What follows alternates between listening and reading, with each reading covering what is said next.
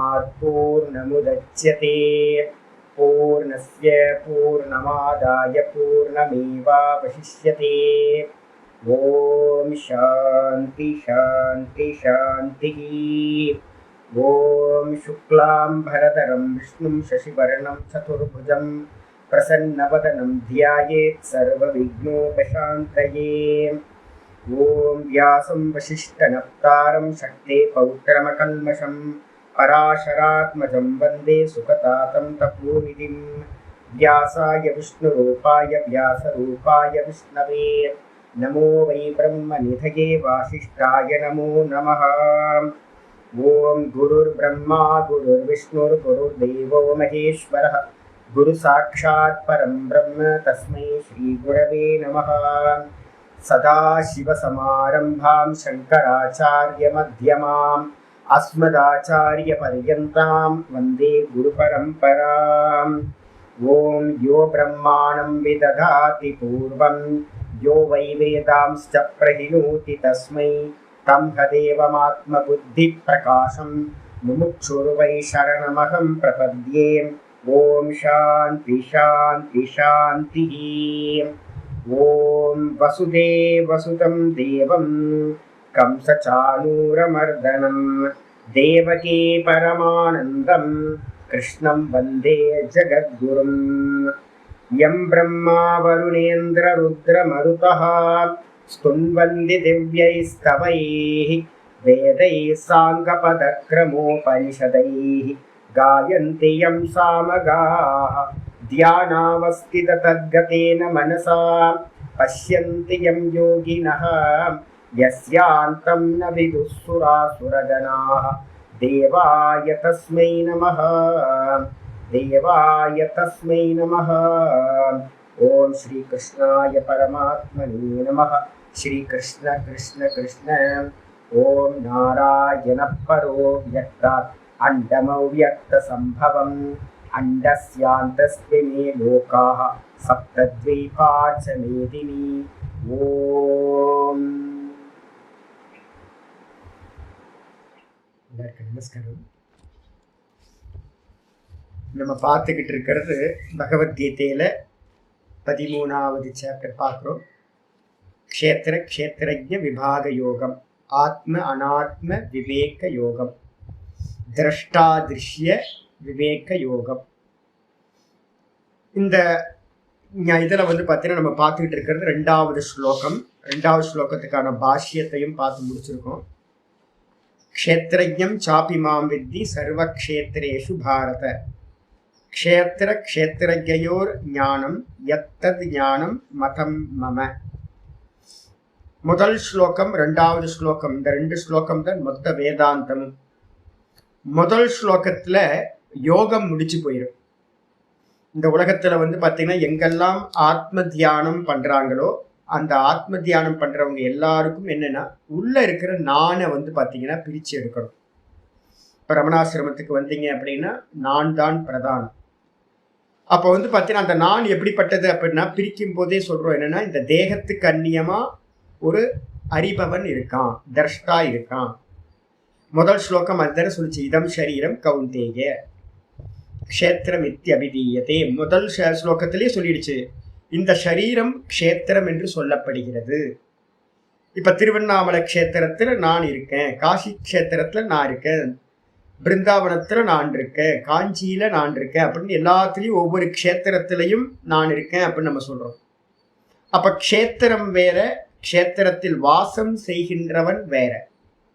அதே மாதிரி இந்த ஷரீரம் க்ஷேத்திரம் அப்படின்னு எடுத்துக்கிட்டோம் அப்படின்னா இந்த ஷரீரம் வேற, இந்த ஷரீரத்துல வாசம் பண்ணக்கூடிய நான் வேற.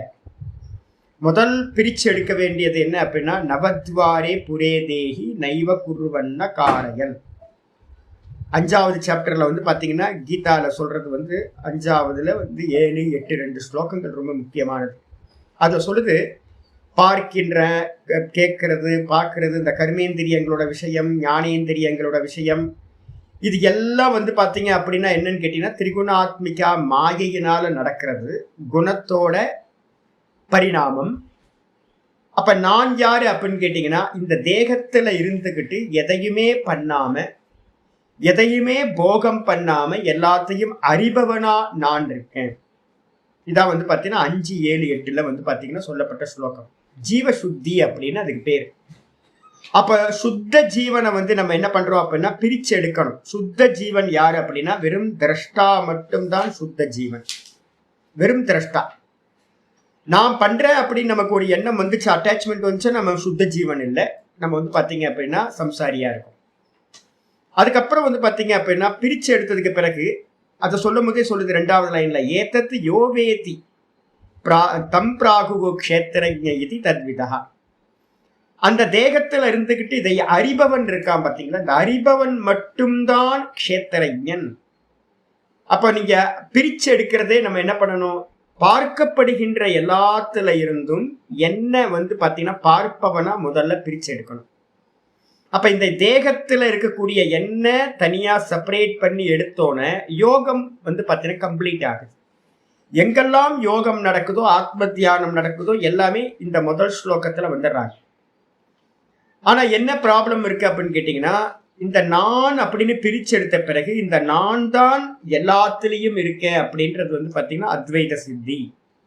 இதுதான் வேதாந்தம் வந்து பாத்தீங்கன்னா சொல்லுது. அப்ப முதல் ஸ்லோகம் யோகம், 2வது ஸ்லோகம் வந்து பாத்தீங்க அப்படின்னா வேதாந்தம் வந்துருது. எந்த இடத்துல யோகம் கம்ப்ளீட் ஆகுதோ அந்த இடத்துலதான் வேதாந்தம் வந்து பாத்தீங்கன்னா ஆரம்பமாகுது. சுத்த ஜீவனை பிரிச்சு எடுத்ததுக்கு பிறகு இந்த உபதேசம் ஆரம்பிக்குது. என்ன உபதேசம் அப்படின்னா அகம் பிரம்மாஸ்மி அப்படின்ற உபதேசம், தத்துவமசி அப்படின்னு உபதேசம் அங்கதான் ஆரம்பிக்குது, மகா வாக்கியத்தோட உபதேசம். அப்ப இந்த தேகாதிகளோட சேர்ந்து இருக்கிறவனை வந்து பாத்தீங்கன்னா நீ பிரம்மம்னு இங்க சாஸ்திரம் சொல்லல. இப்ப வந்து பாத்தீங்கன்னா ஒரு 10 பானையை வச்சிருக்கோம். 10 பானையில வந்து பாத்தீங்கன்னா தண்ணியை ஊத்துறோம். தண்ணியை ஊத்துற மாத்திரத்துல வந்து பாத்தீங்கன்னா மேல இருக்கிற சந்திரன் அந்த தண்ணிக்குள்ளார பிரவேசம் பண்ணிடுறான், பிரதிபிம்பமா உள்ள நுழைஞ்சிடறான். நுழைஞ்ச மாத்திரத்துல அந்த பிரதிபிம்பத்தை பார்த்துதான் நம்ம சொல்றோம், நீனு ஒரு ஆள் இல்லப்பா, நீ வந்து சந்திரன் தான் நீ அப்படின்னு. எதை பார்த்து சொல்றோம் அப்படின்னா சந்திரனை பார்த்து தான் நம்ம சொல்றோம்.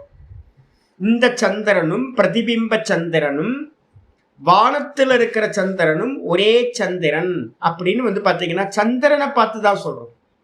அப்ப என்ன பண்ணணும், அந்த பானையை பார்த்து சொல்லல, அந்த பானையில இருக்கக்கூடிய ஜலத்தை பார்த்து சொல்லல, அந்த ஜலத்துல ரிஃப்ளெக்ட் ஆகிற அந்த சந்திரனோட ரிஃப்ளெக்ஷனை மட்டும்தான் பார்த்து நம்ம என்ன பண்றோம், நீ ரிஃப்ளெக்ஷன் இல்லை, நீ ஒரிஜினல் சந்திரன், உனக்கும் அந்த ஒரிஜினலுக்கும் எந்த பேதமும் இல்லை, நீயும் பிரகாசம் அவனும் பிரகாசம். அதே மாதிரி வந்து பாத்தீங்க அப்படின்னா இப்ப நம்ம தேகம் வந்து பாத்தீங்கன்னா ஸ்தூல தேகம்ன்றது ஒரு பானை. இந்த ஸ்தூல தேகத்துல வந்து பாத்தீங்கன்னா ஜலம் எது அப்படின்னா தண்ணி மாதிரி அந்த கரணம் புத்தி. இப்ப இந்த புத்தியில வந்து பாத்தீங்கன்னா எப்படி சந்திரன் வந்து பாத்தீங்கன்னா பானையில இருக்க ஜலத்துல பிரதிபிம்பிக்கிறானோ அதே மாதிரி சர்வ வியாபகமா இருக்கிற சைத்தன்யம் என்னுடைய புத்தியில வந்து பாத்தீங்கன்னா பிரகாசிக்குது. அப்போ என்ன பண்றோம் அப்படின்னு கேட்டீங்கன்னா அதோட ரிஃப்ளெக்ஷன் எங்க போகுது அப்படின்னா மனசுக்கு போகுது. மனசுக்கு போனோன்னா இப்ப நம்ம எல்லாம் வந்து மனப்பிரதானமா இருந்துகிட்டு நம்ம என்ன பண்ணிட்டு இருக்கோம், நம்ம எதெல்லாம் கிரகணம் பண்ணியிருக்கோம் அப்படின்னா தேகத்தை நான் கிரகணம் பண்ணிட்டோம். அதே மாதிரி புத்தி மனசு இந்திரியங்கள் எல்லாத்தையும் நான் அபிமானம் பண்ணிக்கிட்டு இப்ப இருக்கும். அப்ப முதல் காரியம் வந்து பாத்தீங்கன்னா நம்மள செப்பரேட் பண்ணணும். நான் வந்து பாத்தீங்கன்னா வெறும் பிரகாசம், வெறும் அறிபவன், திரஷ்டா, அறிபவன், க்ஷேத்திரஜன் அப்படின்னு முதல் ஸ்லோகத்துல சொன்ன மாதிரி யோகங்கள் என்னெல்லாம் யோகங்கள் இருக்கோ அது எல்லாம் வந்து பாத்தீங்கன்னா இந்த மனசுல இருந்து, இந்திரியங்கள்ல இருந்து, இந்த தேகத்தில இருந்து, இந்த பிராணன்ல இருந்து என்னை பிரிச்சு பார்க்கறதுக்காகத்தான் யோக மெத்தட்ஸ் எல்லாம், உபாசனைகள் எல்லாம். இதெல்லாம் பண்ணி முடிக்கும் போது என்ன நடந்துரும் அப்படின்னு கேட்டீங்கன்னா சமம் தமம் உபரதி திதிக்ஷா ஸ்ரத்தா சமாதானம் அப்படின்றது வந்து பாத்தீங்கன்னா வந்துடும் உங்களுக்கு. யோகத்தோட மெத்தடெல்லாம் யூஸ் பண்ணி இதை பிரிச்சு எடுத்துரும். யோகிகள் என்ன பண்ணிட்டாங்க அப்படின்னு கேட்டீங்கன்னா பிரதிதேகம் ஆத்மா பின்னம். யோகிகளும் சாங்கியர்களும் ஒவ்வொரு தேகத்திலையும் ஆத்மா தனித்தனியா இருக்கு அப்படின்னு வந்து பாத்தீங்கன்னா அவங்க சித்தாந்தம் கபிலர் வந்து பண்ணி வச்சிருக்காரு. அப்ப என்ன ஆச்சு அப்படின்னு கேட்டீங்கன்னா எல்லா தேகத்திலையும் ஆத்மா வந்து பாத்தீங்கன்னா தனித்தனி. 10 பானை இருக்கு அப்படின்னா 10 பானையிலையும் ரிஃப்ளெக்ஷன் வருது. 10 பானையில இருக்க ரிஃப்ளெக்ஷனும் தனித்தனியா அப்படின்னு கேட்டீங்கன்னா ஆமா தனித்தனி, நம்ம பார்வைக்கு பார்த்தாவே தெரியும். ஒவ்வொரு பானைக்குள்ளாரையும் வந்து பார்த்தீங்கன்னா சந்திரன் தனித்தனியா தானே தெரியுமா? அதே மாதிரி இப்ப நம்மளோட தேகங்கள்ல பாக்குறோம், நான்ற கான்சியஸ்னஸ் ஒவ்வொரு தேகத்திலையும் தனித்தனியா தான் தெரியுது. அப்போ பிரத்யக்ஷமா பார்த்தோம் அப்படின்னா என்ன தெரியுது அப்படின்னா, பிரத்யக்ஷமா ஒவ்வொரு தேகத்திலையும் ஒவ்வொரு ஆத்மா இருக்கு, நல்லா தெரியுது நமக்கு. அப்ப இத பிரிச்சு எடுத்ததோட யோகம் முடிஞ்சு போகும்போது வேதாந்தம் வந்து வருது. இல்லப்பா, நீ வானத்தை பார்க்காம இது வரைக்கும் பேசிக்கிட்டு இருக்க, நீ பேசுறதெல்லாம் வந்து பாத்தீங்கன்னா பிரத்யக்ஷமா இந்த பூமியை பார்த்துக்கிட்டு இருக்க. பூமியை மட்டும் பார்த்த அப்படின்னா பிரதிபிம்பங்கள் அநேகம் தெரியும், ஒவ்வொன்றும் தனித்தனியும் தான் நீ நினைச்சுக்கிட்டு இருப்ப. வானத்தை பாரு, வானத்தை பார்த்தா தெரியும் சந்திரன் எத்தனை இருக்கான், ஒரே ஒரு சந்திரன் தான். அப்ப ஒரே சந்திரன் தான். அப்ப வாஸ்தவத்துல இது என்னது அப்படின்னு கேட்டீங்கன்னா, ஜலத்தை கீழே கொட்டினீங்க அப்படின்னா ரிஃப்ளெக்ஷன் வராது. அப்ப வானத்தில் இருக்கிற சந்திரன் இருக்கானா? ஆமா இருக்கான், அப்படியே இருக்கான். ஆனா இங்க ஜலம் இல்லை அப்படின்னா ரிஃப்ளெக்ஷன் கிரியேட் ஆகாது. அப்போ வானத்தில் இருக்கிற சந்திரன் ஒரே ஒரு சந்திரன் தான், அநேக ஜலபாத்திரங்கள்ல வந்து பாத்தீங்கன்னா ரிஃப்ளெக்ஷனை கிரியேட் பண்றான். அப்ப அவன் தான் ஒரிஜினல். இந்த ரிஃப்ளெக்ஷன் வந்து பாத்தீங்கன்னா அந்த மீடியத்தை டிபெண்ட் பண்ணி தான் இருக்கு. மீடியம் இல்லை அப்படின்னா உபாதின்னு பேர் அதுக்கு. இந்த தேகமும் தேகத்துல இருக்கிற சூக்ஷ்ம தேகமும் இல்லை அப்படின்னா ரிஃப்ளெக்ஷன் வராது. அப்ப உண்மையிலேயே எது அப்படின்னு கேட்டீங்கன்னா ரிஃப்ளெக்ஷன் பிம்பத்துக்கு அந்நியமா ரிஃப்ளெக்ஷன் இல்லை. இதுதான் வந்து பாத்தீங்கன்னா வேதாந்தம் சொல்லுது. அப்ப சொல்லுது வேதாந்தம், நான் ஒரே ஒரு ஆள் தான் பிரம்ம தத்துவம், நான் தான் எல்லா தேகங்களுக்குள்ளாரையும் இருக்கிற புத்தியில ஜீவனா ரிஃப்ளெக்ட் ஆகிறேன் அப்படின்னு வந்து பாத்தீங்கன்னா 2வது ஸ்லோகத்துல ஆச்சாரியா கிருஷ்ண பரமாத்மா என்ன சொல்றார், க்ஷேத்ரஜ்ஞம் சாப்பி மாம் வித்தி சர்வக்ஷேத்ரேஷு பாரத. ஹே பாரத, என்ன பண்ண அப்படின்னா தேகத்துல மகிழாத, ஹே பாரத இந்திரியங்கள்ல மகிழாத, ஏ பாரத புத்தி மனசுல வந்து பாத்தீங்கன்னா மகிழ்ச்சி அடையாத. ஏன் அப்படின்னா இதெல்லாம் வந்து போறது. அப்ப நீ எதுல பிரகாசத்துல மட்டும் இருக்கே, அந்த நான்ற கான்சியஸ்னஸ் மட்டும் இருக்கே, அதுல மட்டும் நீ வந்து என்ன பண்ணு, பிரகாசத்துல மட்டும் அவேர்னஸ்ல மட்டும் நீ வந்து பாத்தீங்கன்னா மகிழ்ச்சி அடைவாயாக. அதை மட்டும் பிரிச்சு போக்கஸ் பண்ணும் அப்படின்னா, வெறும் பிரகாசத்துல மட்டும் போக்கஸ் பண்ணும்போது சொல்லுது எல்லா தேகத்திலையும் வந்து பாத்தீங்கன்னா நான் தான் க்ஷேத்திரஜனாக அறிபவனாக இருக்கின்றேன். ஒரே சந்திரன் தான் எல்லா சரீரங்களிலும் வந்து பாத்தீங்கன்னா எல்லா ஜலபாத்திரத்திலையும் இருக்கிற மாதிரி ஒரே சைத்தன்யம் தான், பகவான் தான் எல்லா தேகத்துக்குள்ளாரையும் அறிபவனாக இருக்கிறார். தேகம் இல்ல, தேகம் வேற, அறிபவனுக்கு அந்நியமா தேகம் ஜடம். அந்த பானைக்கு அந்நியமா அந்த பானைக்கு அந்நியமா வந்து பாத்தீங்கன்னா ஜலம், ஜலத்துக்கு அந்நியமா வந்து பாத்தீங்கன்னா அந்த பிரகாசம் இருக்கு. அப்ப பிரகாசத்தை மட்டும்தான் நம்ம வந்து பாத்தீங்கன்னா ஈஸ்வரனோட ஐக்கியம் பண்ற மொழிய. நம்ம நித்யானந்த சுவாமி வந்து பாத்தீங்கன்னா அடிக்கடி எனக்கு சிரிப்பு வரணும்னா நான் சுவாமியோட தான் பார்ப்பேன். நல்லா அழகா சிவவேஷம்லாம் போட்டுக்கிட்டு வந்து பார்த்தீங்கன்னா நல்லா இருக்க. இங்கே ஒரு திருவண்ணாமலைக்கு பக்கத்தில் ஒரு அம்மா இருந்தாங்க, இப்போ என்ன வராங்களா என்னன்னு தெரியல, அன்னபூர்ணி அம்மானு ஒரு அம்மா, திடீர்னு நியூ சுவாமி இதெல்லாம் நிறைய பேர் வருவாங்க. அவங்க வந்து பார்த்தீங்கன்னா பத்திரகாளி மாதிரி வேஷம் போட்டுக்கிட்டு பார்க்கறதுக்குலாம் சூப்பராக இருக்குது. நல்லா பட்டு புடவைலாம் கட்டி அலங்காரம் பண்ணுறதுக்கே வந்து பார்த்தீங்கன்னா 2 மணி நேரம் 3 மணி நேரம் ஆகும் இருக்கு. நான் கொஞ்ச நாள் முன்னாடி சின்ன வயசில் ட்ராமாலாம் நான் ஆக்ட் பண்ணும்போது நம்ம எல்லாத்துக்கும் அனுபவம் இருக்குது. ஐயோ, இந்த ட்ராமாவில் ஒரு சின்ன வேஷம் போடுறதுக்கு எவ்வளோ மெனக்கட வேண்டியிருக்கும்ல. சுற்றி வந்து பார்த்தீங்கன்னா 4 பேர் இருந்துட்டு நம்மளை வந்து பார்த்தீங்கன்னா கிருஷ்ணனாவோ எதையோ வேஷம் போடுவாங்க. ஒரு சின்ன வேஷம் போடுறதுக்கு அவ்வளோ டைம் எடுக்குது. ஆனால் இவங்கெல்லாம் வேஷம் போட்டு வரதை பார்த்தா அன்னபூர்ணி அம்மான்னு வீடியோவில் போய் பாருங்கள், திருவண்ணாமலை பக்கத்தில் சூப்பராக வந்து பார்த்தீங்கன்னா வேஷம் போட்டு நிற்பாங்க. இவர் நம்ம வந்து நித்யானந்த சுவாமி வந்து பார்த்தீங்கன்னா அற்புதமாக வேஷம் போட்டுறாரு. என்ன சூப்பராக இருக்காருன்ற பரமசிவோகம் அப்படின்னு வந்து பார்த்தீங்கன்னா வேஷம் போட்டுருக்கார். அப்புறம் வந்து பார்த்தீங்கன்னா இங்கே சென்னைக்கு பக்கத்தில் ஒருத்தர் ஒரு என்ன பாபா, ஏதோ ஒரு பாபா இருந்தார், சிவசங்கர பாபா. அவர் வந்து பார்த்தீங்க அப்படின்னா விஷ்ணு வேஷம் போட்டுக்கிட்டு வந்து பார்த்தீங்கன்னா காட்டுவார். ஐயோ, எங்கேயோ ஸ்பெல்லிங் மிஸ்டேக் இருக்கு. ஏன் அப்படின்னு கேட்டிங்கன்னா, பானை வந்து பார்த்தீங்கன்னா ஒவ்வொரு பானையும் வேற வேற, அந்த பானைக்குள்ளார இருக்கிற ஜலமும் வேற வேற.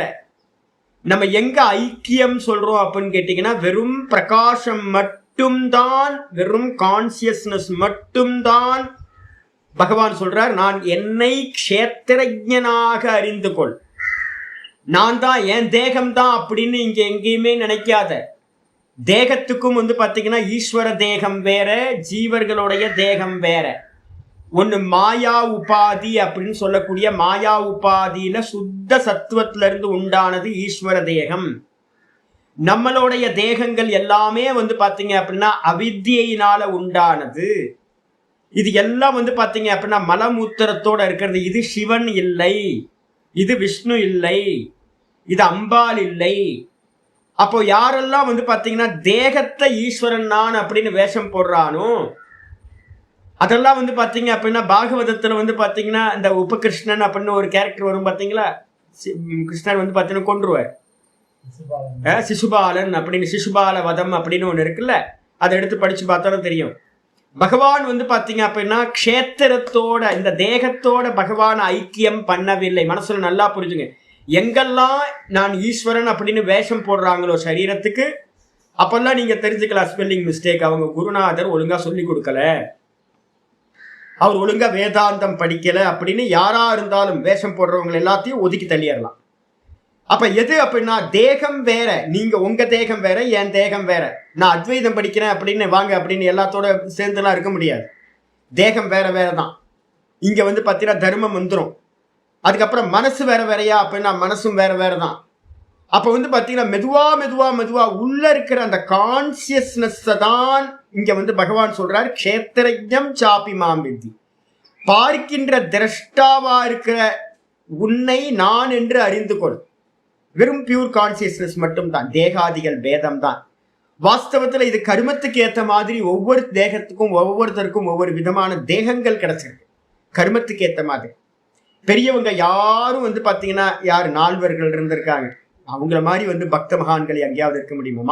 மாணிக்க வாச்சிக்கிற மாதிரி யாரையாவது இது பண்ண முடியுமா? உலகத்துல வந்து பாத்தீங்கன்னா சிவபெருமான் மேல இவ்வளவு பக்தி வந்து எனக்கு தெரிஞ்சு மாணிக்க வாச்சிகளோட பாடல்கள்லாம் படிக்கும்போது நால்வர் கூட வந்து பாத்தீங்க அப்படின்னா மாணிக்க வாச்சிக்க ஸ்பெஷல் கேட்டகரி. ஆனா நான் சிவன் அப்படின்னு எங்கேயா வேஷம் போட்டாங்களா பெரியவங்க எல்லாம் யாராவது? நம்ம பரம்பரையில வந்து பாத்தீங்கன்னா எவ்வளவு பெரிய மகான்கள் இருந்திருக்காங்க, எவ்வளவு பெரிய அத்வைதிகள் இருந்திருக்காங்க. யாரும் வந்து பாத்தீங்க அப்படின்னா வேஷம் போடவே இல்லை. இந்த சரீரத்தை இப்பதான் வந்து பாத்தீங்கன்னா எல்லாம் நமக்கு வந்து பாத்தீங்கன்னா சாஸ்திர ஞானம் இல்லாததுனால நம்ம நிறைய பேர் நம்மளை ஏமாத்த ஆரம்பிச்சுட்டாங்க. அதனால வந்து பாத்தீங்கன்னா இந்த தெளிவா சொல்லிங்க, இந்த இடத்துல சொல்ல வர வேதாந்தம் எது அப்படின்னா வெறும் கான்சியஸ்னஸ் லெவல்ல தான் ஈஸ்வரனும் ஜீவனும் ஒருத்தர். இதுக்கு என்ன பண்ணணும் சுவாமி அப்படின்னு கேட்டீங்கன்னா ரெண்டு காரியம் இருக்கு. லக்ஷணாவிருத்தி அப்படின்னு ஒண்ணு சொல்லுவோம், பின்னாடி எடுக்க போறேன். நான் உங்களுக்கு உபனிஷத்திலேயே இருக்கிறது நான் லாஸ்ட்ல சொல்ல போறேன். இந்த லக்ஷணாவிருத்தியில என்ன அப்படின்னு கேட்டீங்கன்னா உங்களுக்கு இந்த உபாதிகள் இருக்கு பாத்தீங்களா. எனக்கு என்ன உபாதி இருக்கு? இந்த பானை எடுத்துங்க, பானை இருக்கு, பானையில ஜலம் இருக்கு, ஜலத்துக்கு மேலதான் ரிஃப்ளெக்ஷன் வருது. இதே மாதிரி எனக்கு என்ன இருக்கு அப்படின்னு கேட்டீங்கன்னா எனக்கு 3 தேகங்கள் இருக்கு. ஸ்தூல தேகம் என்னுடைய தேகம் பானை மாதிரி, சூக்ஷ்ம தேகம் ஜலம் மாதிரி, பானைக்குள்ளார இருக்க ஜலம் மாதிரி அந்த கரணம் ரிஃப்ளெக்ட் பண்ற சாமர்த்தியம் உடையது. இதுக்கப்புறம் இதுல வந்து ரிஃப்ளெக்ஷன் உண்டாகும் போது அதை நான் நம்புறேன் பாத்தீங்களா, ரிஃப்ளெக்ஷன் தான் நான் அப்படின்னு. அந்த ரிஃப்ளெக்ஷன் இந்த ஜலத்தையும் இந்த பானையையும் நான் அப்படின்னு கிரகணம் பண்ணிச்சு அப்படின்னா நம்ம என்ன சொல்லுவோம், கூமுட்டை சரியானதா இருக்கு, இது கொஞ்சம் அறிவே இல்லை, மூர்க்கன் முட்டாள் அப்படின்னு வந்து பார்த்தீங்கன்னா நம்ம எப்படி திட்டுவோமோ. எதுக்கு ஏன் அது மாதிரி கிரகணம் பண்ணுது அது அப்படின்னு கேட்டீங்கன்னா அதுக்கு அறிவில்லை. அந்த ரிஃப்ளெக்ஷனுக்கு வந்து பார்த்தீங்கன்னா தன்னை வந்து ரிஃப்ளெக்ஷன் மட்டும் அறியாம என்ன பண்ணுது, நான் ஜலம் அப்படின்னு நான் பானை அப்படின்னு கிரகணம் பண்ணுச்சுன்னா அது அறிவில்லாதது. அதே மாதிரி தான் வந்து பாத்தீங்க அப்படின்னா நம்ம எல்லாரும் எப்போ வந்து பாத்தீங்கன்னா நான் தேகம் மனசு புத்தின்னு கிரகணம் பண்றோமோ அப்ப நமக்கு அறிவில்லை. அந்த அறிவின்மைக்கு என்ன காரணம்னா பிரிச்சு அறியல, அதுக்கு பேர் தான் காரண தேகம், அவித்யா அப்படின்னு பேர். ஸ்தூல தேகத்தையும் சூக்ஷ்ம தேகத்தையும் நான் என்று அறிவதற்கு என்ன காரணம்? விவேகமின்மை. அந்த விவேகம் இல்லாத தன்மைக்கு பேர் தான் அவிவேகத்துக்கு இன்னொரு பேர் தான் அவித்யா அப்படின்னு பேரு. அதுதான் காரண தேகம் சொல்லப்படுது. இப்ப எனக்கு வந்து ஸ்தூல தேகம் சூக்ஷ்ம தேகம் இந்த ரெண்டுத்தையும் நான் அப்படின்னு கிரகணம் பண்றதுக்கு காரணமா இருக்கிற காரண தேகம் சொல்ற அவித்யா, இக்னோரன்ஸ். இந்த 3 தேகங்கள் இருக்கு. இப்ப நம்ம சுத்த ஜீவனை பிரிக்கணும்னா என்ன பண்ணணும்? நான் தேகம் இல்லை பிரிச்சணும். அதே மாதிரி நான் சூக்ஷ்ம தேகமும் நான் இல்லை, பிரிக்கணும். எல்லாத்தையும் ஆப்ஜெக்ட் பண்ணி, இதான் தியானம். ஆப்ஜெக்ட் பண்ணிக்கிட்டே இருக்கிறது. எதை இருந்தாலும் உட்கார்ந்து ஒரு வெறுமனே இருந்து இருந்து இருந்து இருந்து எந்த காரியம் பண்ணும் போதும் இந்த சாஸ்திரத்தை கொண்டு வந்துக்கிட்டு இது நான் இல்லை, இது நான் இல்லை, இது நான் இல்லை, இது நான் இல்லை, சதா காலம் இது ஆப்ஜெக்ட் ஆப்ஜெக்ட் ஆப்ஜெக்ட்னு பார்த்துக்கிட்டே இருக்கிறது எது நடந்தாலும். அதுக்கப்புறம் இது மாதிரி விவேகம் பண்ண பண்ண பண்ண பண்ணவே என்ன ஆகும், காரண தேகம்ன்ற அந்த அவிவேகம், பிரித்தறியாத தன்மை, நீங்க எப்ப பிரிச்சு அறிய ஆரம்பிச்சிட்டீங்களோ அப்ப மெதுவா மெதுவா உங்க அவித்யான்ற காரண தேகம் நியூட்ரலைஸ் ஆக ஆரம்பிச்சு. அப்ப வந்து பாத்தீங்கன்னா பிரிச்சு எடுத்துட்டீங்க அப்படின்னா அதுக்கப்புறம் தான் சொல்லுது வேதாந்தம் சொல்லுது, இதே மாதிரி ஈஸ்வரனுக்கும் ஒரு 3 தேகம் இருக்கு. நீ ஈஸ்வரனை வேற எங்கேயோ இருக்கார் அப்படின்னு ஹெவன்ல இருக்காருன்னு நீ நினைச்சுக்கிட்டு இருந்த கைலாய வைகுண்டத்துல இல்ல. ஈஸ்வரனுக்கு வந்து பாத்தீங்கன்னா 3 தேகம் இருக்கு. அவர்கிட்ட என்ன 3 தேகம்? விஸ்வன், தைஜசன், பிராக்யன் நமக்கு இண்டிவிஜுவல் தேகத்துல. அதே மாதிரி பகவானுக்கு வந்து பாத்தீங்கன்னா விராட்டு, இந்த மொத்த ஜெகத்தே அவரோட ஸ்தூல தேகம். நம்ம எல்லாத்தோட சூக்ஷ்ம தேகமும் வந்து பாத்தீங்கன்னா அவரோட சூக்ஷ்ம தேகம் ஹிரண்ய கர்ப்பர். நம்மளுடைய சூக்ஷ்ம தேகம் எல்லாத்தையும் தான் அப்படின்னு அபிமானிச்சுக்கிட்டு இருக்கிறவருக்கு பேர் தான் ஈஸ்வரன், ஹிரண்ய கர்ப்பர். அதுக்கு அடுத்தது வந்து பாத்தீங்க அப்படின்னா காரண தேகம், மாயை உபாதியை வச்சுக்கிட்டு இருக்கிறவர் தான், மாயா உபாதியோடு இருக்கிறவர் தான் ஈஸ்வரன். அப்ப என்னுடைய தேகத்தை நான் வந்து பாத்தீங்கன்னா இது பொய் இது பொய் இது பொய் அப்படின்னு நீக்கிட்டு என்னை அறியற மாதிரியே, ஜீவசுத்தி பண்ண மாதிரியே என்ன பண்ணணும், பகவானோட ஸ்தூல தேகம் பொய்யானது, சூக்ஷ்ம தேகம் பொய்யானது, அவருடைய காரண தேகம் மாயையும் கூட அவருக்கு அபின்ன சக்தி, அவர் சுத்த நிர்குணம் நிராகாரம், பிறப்பில்லாதவர், அவ்வியக்தமானவர் அப்படின்னு அவரையும் பிரிக்கணும். இந்த ரெண்டுத்தையும் பிரிச்சோம் அப்படின்னா என்ன கிடைக்கும் சுவாமி அப்படின்னு கேட்டீங்கன்னா ஒன்னே ஒண்ணுதான் கிடைக்கும், ரெண்டும் பிரகாசம், ரெண்டும் ஒண்ணு. பானைய செப்பரேட் பண்ணணும், ஜலத்தை செப்பரேட் பண்ணணும், வெறும் என்ன எடுக்கணும், அந்த ரிஃப்ளக்ஷனை மட்டும், சந்திரனை மட்டும் எடுக்கணும். அதே மாதிரி மேல இருக்க சந்திரனை என்ன பண்ணணும், மேல இருக்கிற வானத்தை அவுட் ஆஃப் ஃபோக்கஸ் பண்ணணும், அவுட் ஆஃப் ஃபோக்கஸ் பண்ணிட்டு இந்த பூமியை அவுட் ஆஃப் ஃபோக்கஸ் பண்ணணும், பண்ணிட்டு வந்து பாத்தீங்கன்னா வெறுமனே சந்திரனை மட்டும் எடுக்கணும். அப்போ அந்த சந்திரனும் பிரகாசமா இருக்கிற அந்த முழு நிலவும் இந்த ரிஃப்ளக்ஷனும் வந்து பாத்தீங்க அப்படின்னா என்னது, ரெண்டும் ஒண்ணுதான், டிஃபரன்ஸ் இல்லை. எது டிஃபரெண்ட் பண்ணுது அப்படின்னு கேட்டீங்கன்னா அதை சுத்தி இருக்கிற அந்த உபாதிகள், அதுதான் வந்து பாத்தீங்கன்னா நமக்கு வேற்றுமையை உண்டு பண்ணுது. அதே மாதிரி வந்து பாத்தீங்கன்னா ஜீவனையும் ஈஸ்வரனையும் வந்து பாத்தீங்கன்னா உபாதிகளை வந்து பாத்தீங்கன்னா நீக்குனதுக்கு பிறகுதான் ஐக்கியம் சம்பவிக்கும். அப்ப யாராவது இந்த உபாதியோட நான் சிவபெருமான், நான் வந்து கிருஷ்ணன், இந்த சிவசங்கர் பாபாவை அன்னைக்கு பார்த்தோன்னு எனக்கு கோபமா போச்சு. ஏன்னா கிருஷ்ணர் வந்து பாத்தீங்கன்னா ரொம்ப அழகா நான் பார்த்துருக்கேன். அவருக்கு ஒரு வேஷம் போட்டா எப்படி இருக்கும், கிருஷ்ணர் வேஷம் போட்டா எனக்கு ஐயோ காண சகிக்கல. ஐயோ இவர் ஏன்டா கிருஷ்ணர் வேஷம் போடுறாரு தேவையில்லாம. ஏன் அப்படின்னா கிருஷ்ணருக்குன்னு ஒரு அழகு இருக்குல்ல, தெய்வீகம் இருக்குல்ல. அது சும்மா வந்து நித்யானந்த சுவாமி பார்க்கறது சூப்பரா இருக்க, ஸ்மார்ட்டா இருக்க. நித்யானந்த சுவாமி பார்க்கும்போதுலாம் ஆனந்தமா இருக்கும். பரமசிவோகம் நல்லா வேஷம் போட்டு ஒரு சூலாயத்தெல்லாம் வச்சுக்கிட்டு கிரீடெல்லாம் வச்சு அற்புதமா. எனக்கு என்ன யோசனையா இருக்குன்னு, இதை டெய்லி வந்து போடணும் அப்படின்னா அந்த வேஷம் போடுறதுக்கு எவ்வளவு கஷ்டப்பட வேண்டியிருக்கும். டெய்லி 2 மணி நேரம் 3 மணி நேரம் ஸ்பெண்ட் பண்ண வேண்டியிருக்கும். நம்ம சாதாரணமா வந்து இந்த குடுமையை போடுறதுக்கே சில சமயம் குடுமை சரியா வரமாட்டேங்குது. சனியா இந்த மொட்டை அடிச்சுக்கலாமான்னு பார்த்தா பிரதிஜா பண்ணிட்டேன், நான் சன்னியாசம் எடுக்கும் போது நான் இனிமே மொட்டை எடுக்க மாட்டேன் அப்படின்னு. இல்லைன்னா எப்போ மொட்டை எடுத்திருப்பேன். நிம்மதியா வந்து பாத்தீங்கன்னா இருந்தா நல்லா இருக்கும். இதை குடுமி போடுறதுக்கே எனக்கு 5 நிமிஷம் ஆகும் போதெல்லாம் யோசி பார்ப்பேன், ஐயோ என்ன ஒரு மோசமான நிலைமை. அலங்காரம் பண்ணி இந்த பப்ளிக்கு வந்து பாத்தீங்கன்னா என்டர்டெயின் பண்ணி அழகா எவ்வளவு இது இல்லை. இந்த துராட்ச மாலையெல்லாம் சுமக்கிறது எவ்வளவு கஷ்டம் தெரியுங்களா. நான்லாம் வந்து பாத்தீங்கன்னா கொஞ்ச நாள் கழிச்சு வந்து பாத்தீங்கன்னா இப்ப சிம்பிளான ஒரு மாலைக்கு வந்துட்டேன். ஒரே ஒரு சிம்பிள் மாலை. இன்னும் கொஞ்ச நாள் கழிச்சு வந்து பாத்தீங்கன்னா இது கூட இருக்கணும், போடணுமா வேணாமான்னு தெரியல. இவ்வளவு பெரிய மணியெல்லாம் போட்டு எல்லாம் கோல்டு எல்லாம், ஐயோ பெரிய மாலை. வெயிட் பாத்தீங்க அப்படின்னா அதுவே 5 கிலோ வரும் போல இருக்கு, கழுத்து தொங்கி போயிடும். எதுக்கப்பா இதெல்லாம், பெரிய கிரீடத்தை தலையில வச்சுக்கிட்டு எதுக்கு? சிவனும் நம்மளும் வந்து பாத்தீங்கன்னா ஒன்னா ஆயிர முடியுமா? சாஸ்திரங்கள் அப்படி சொல்லுதா? சொல்லவே இல்லை அது மாதிரி. அப்ப நல்லா புரிஞ்சுக்கணும், இதெல்லாம் வந்து பாத்தீங்கன்னா தப்பான அபிப்பிராயம். இப்ப இந்த கான்சியஸ்னஸ் எடுக்கும்போது அந்த ஒரிஜினல் கான்சியஸ்னஸா இருக்கிற அந்த பகவான் தான், பிரம்ம தத்துவம் தான் எப்படி இருக்கு அப்படின்னா எல்லா க்ஷேத்திரங்களிலும், பிரம்மா முதல் கொண்டு எல்லா க்ஷேத்திரங்களையும், புழு பூச்சி வரைக்கும் இருக்கிற எல்லா தேகங்களிலும் க்ஷேத்திரங்களிலும் அவர் ஒருத்தர் தான் எவ்வா இருக்கார்? ரிஃப்ளெக்ஷனா அவர் மட்டும்தான் இருக்கார். பிரகாசம் ஒரே ஒரு பிரகாசம், மீதி இருக்கிறதெல்லாம் ஜடம், மாயாவோட அம்சம் அப்படின்னு விலக்கி ஐக்கியமானது சம்பவிக்கும். இந்த இடத்துல சாஸ்திரார்த்தம் ஆரம்பிக்குது. இது மாதிரி பிரிச்சு அறிகின்ற ஞானம்தான் ஞானம். அதாவது ரெண்டாவது லைன் சொல்றார், க்ஷேத்திர க்ஷேத்திரஜ்ஞயோர் ஞானம்.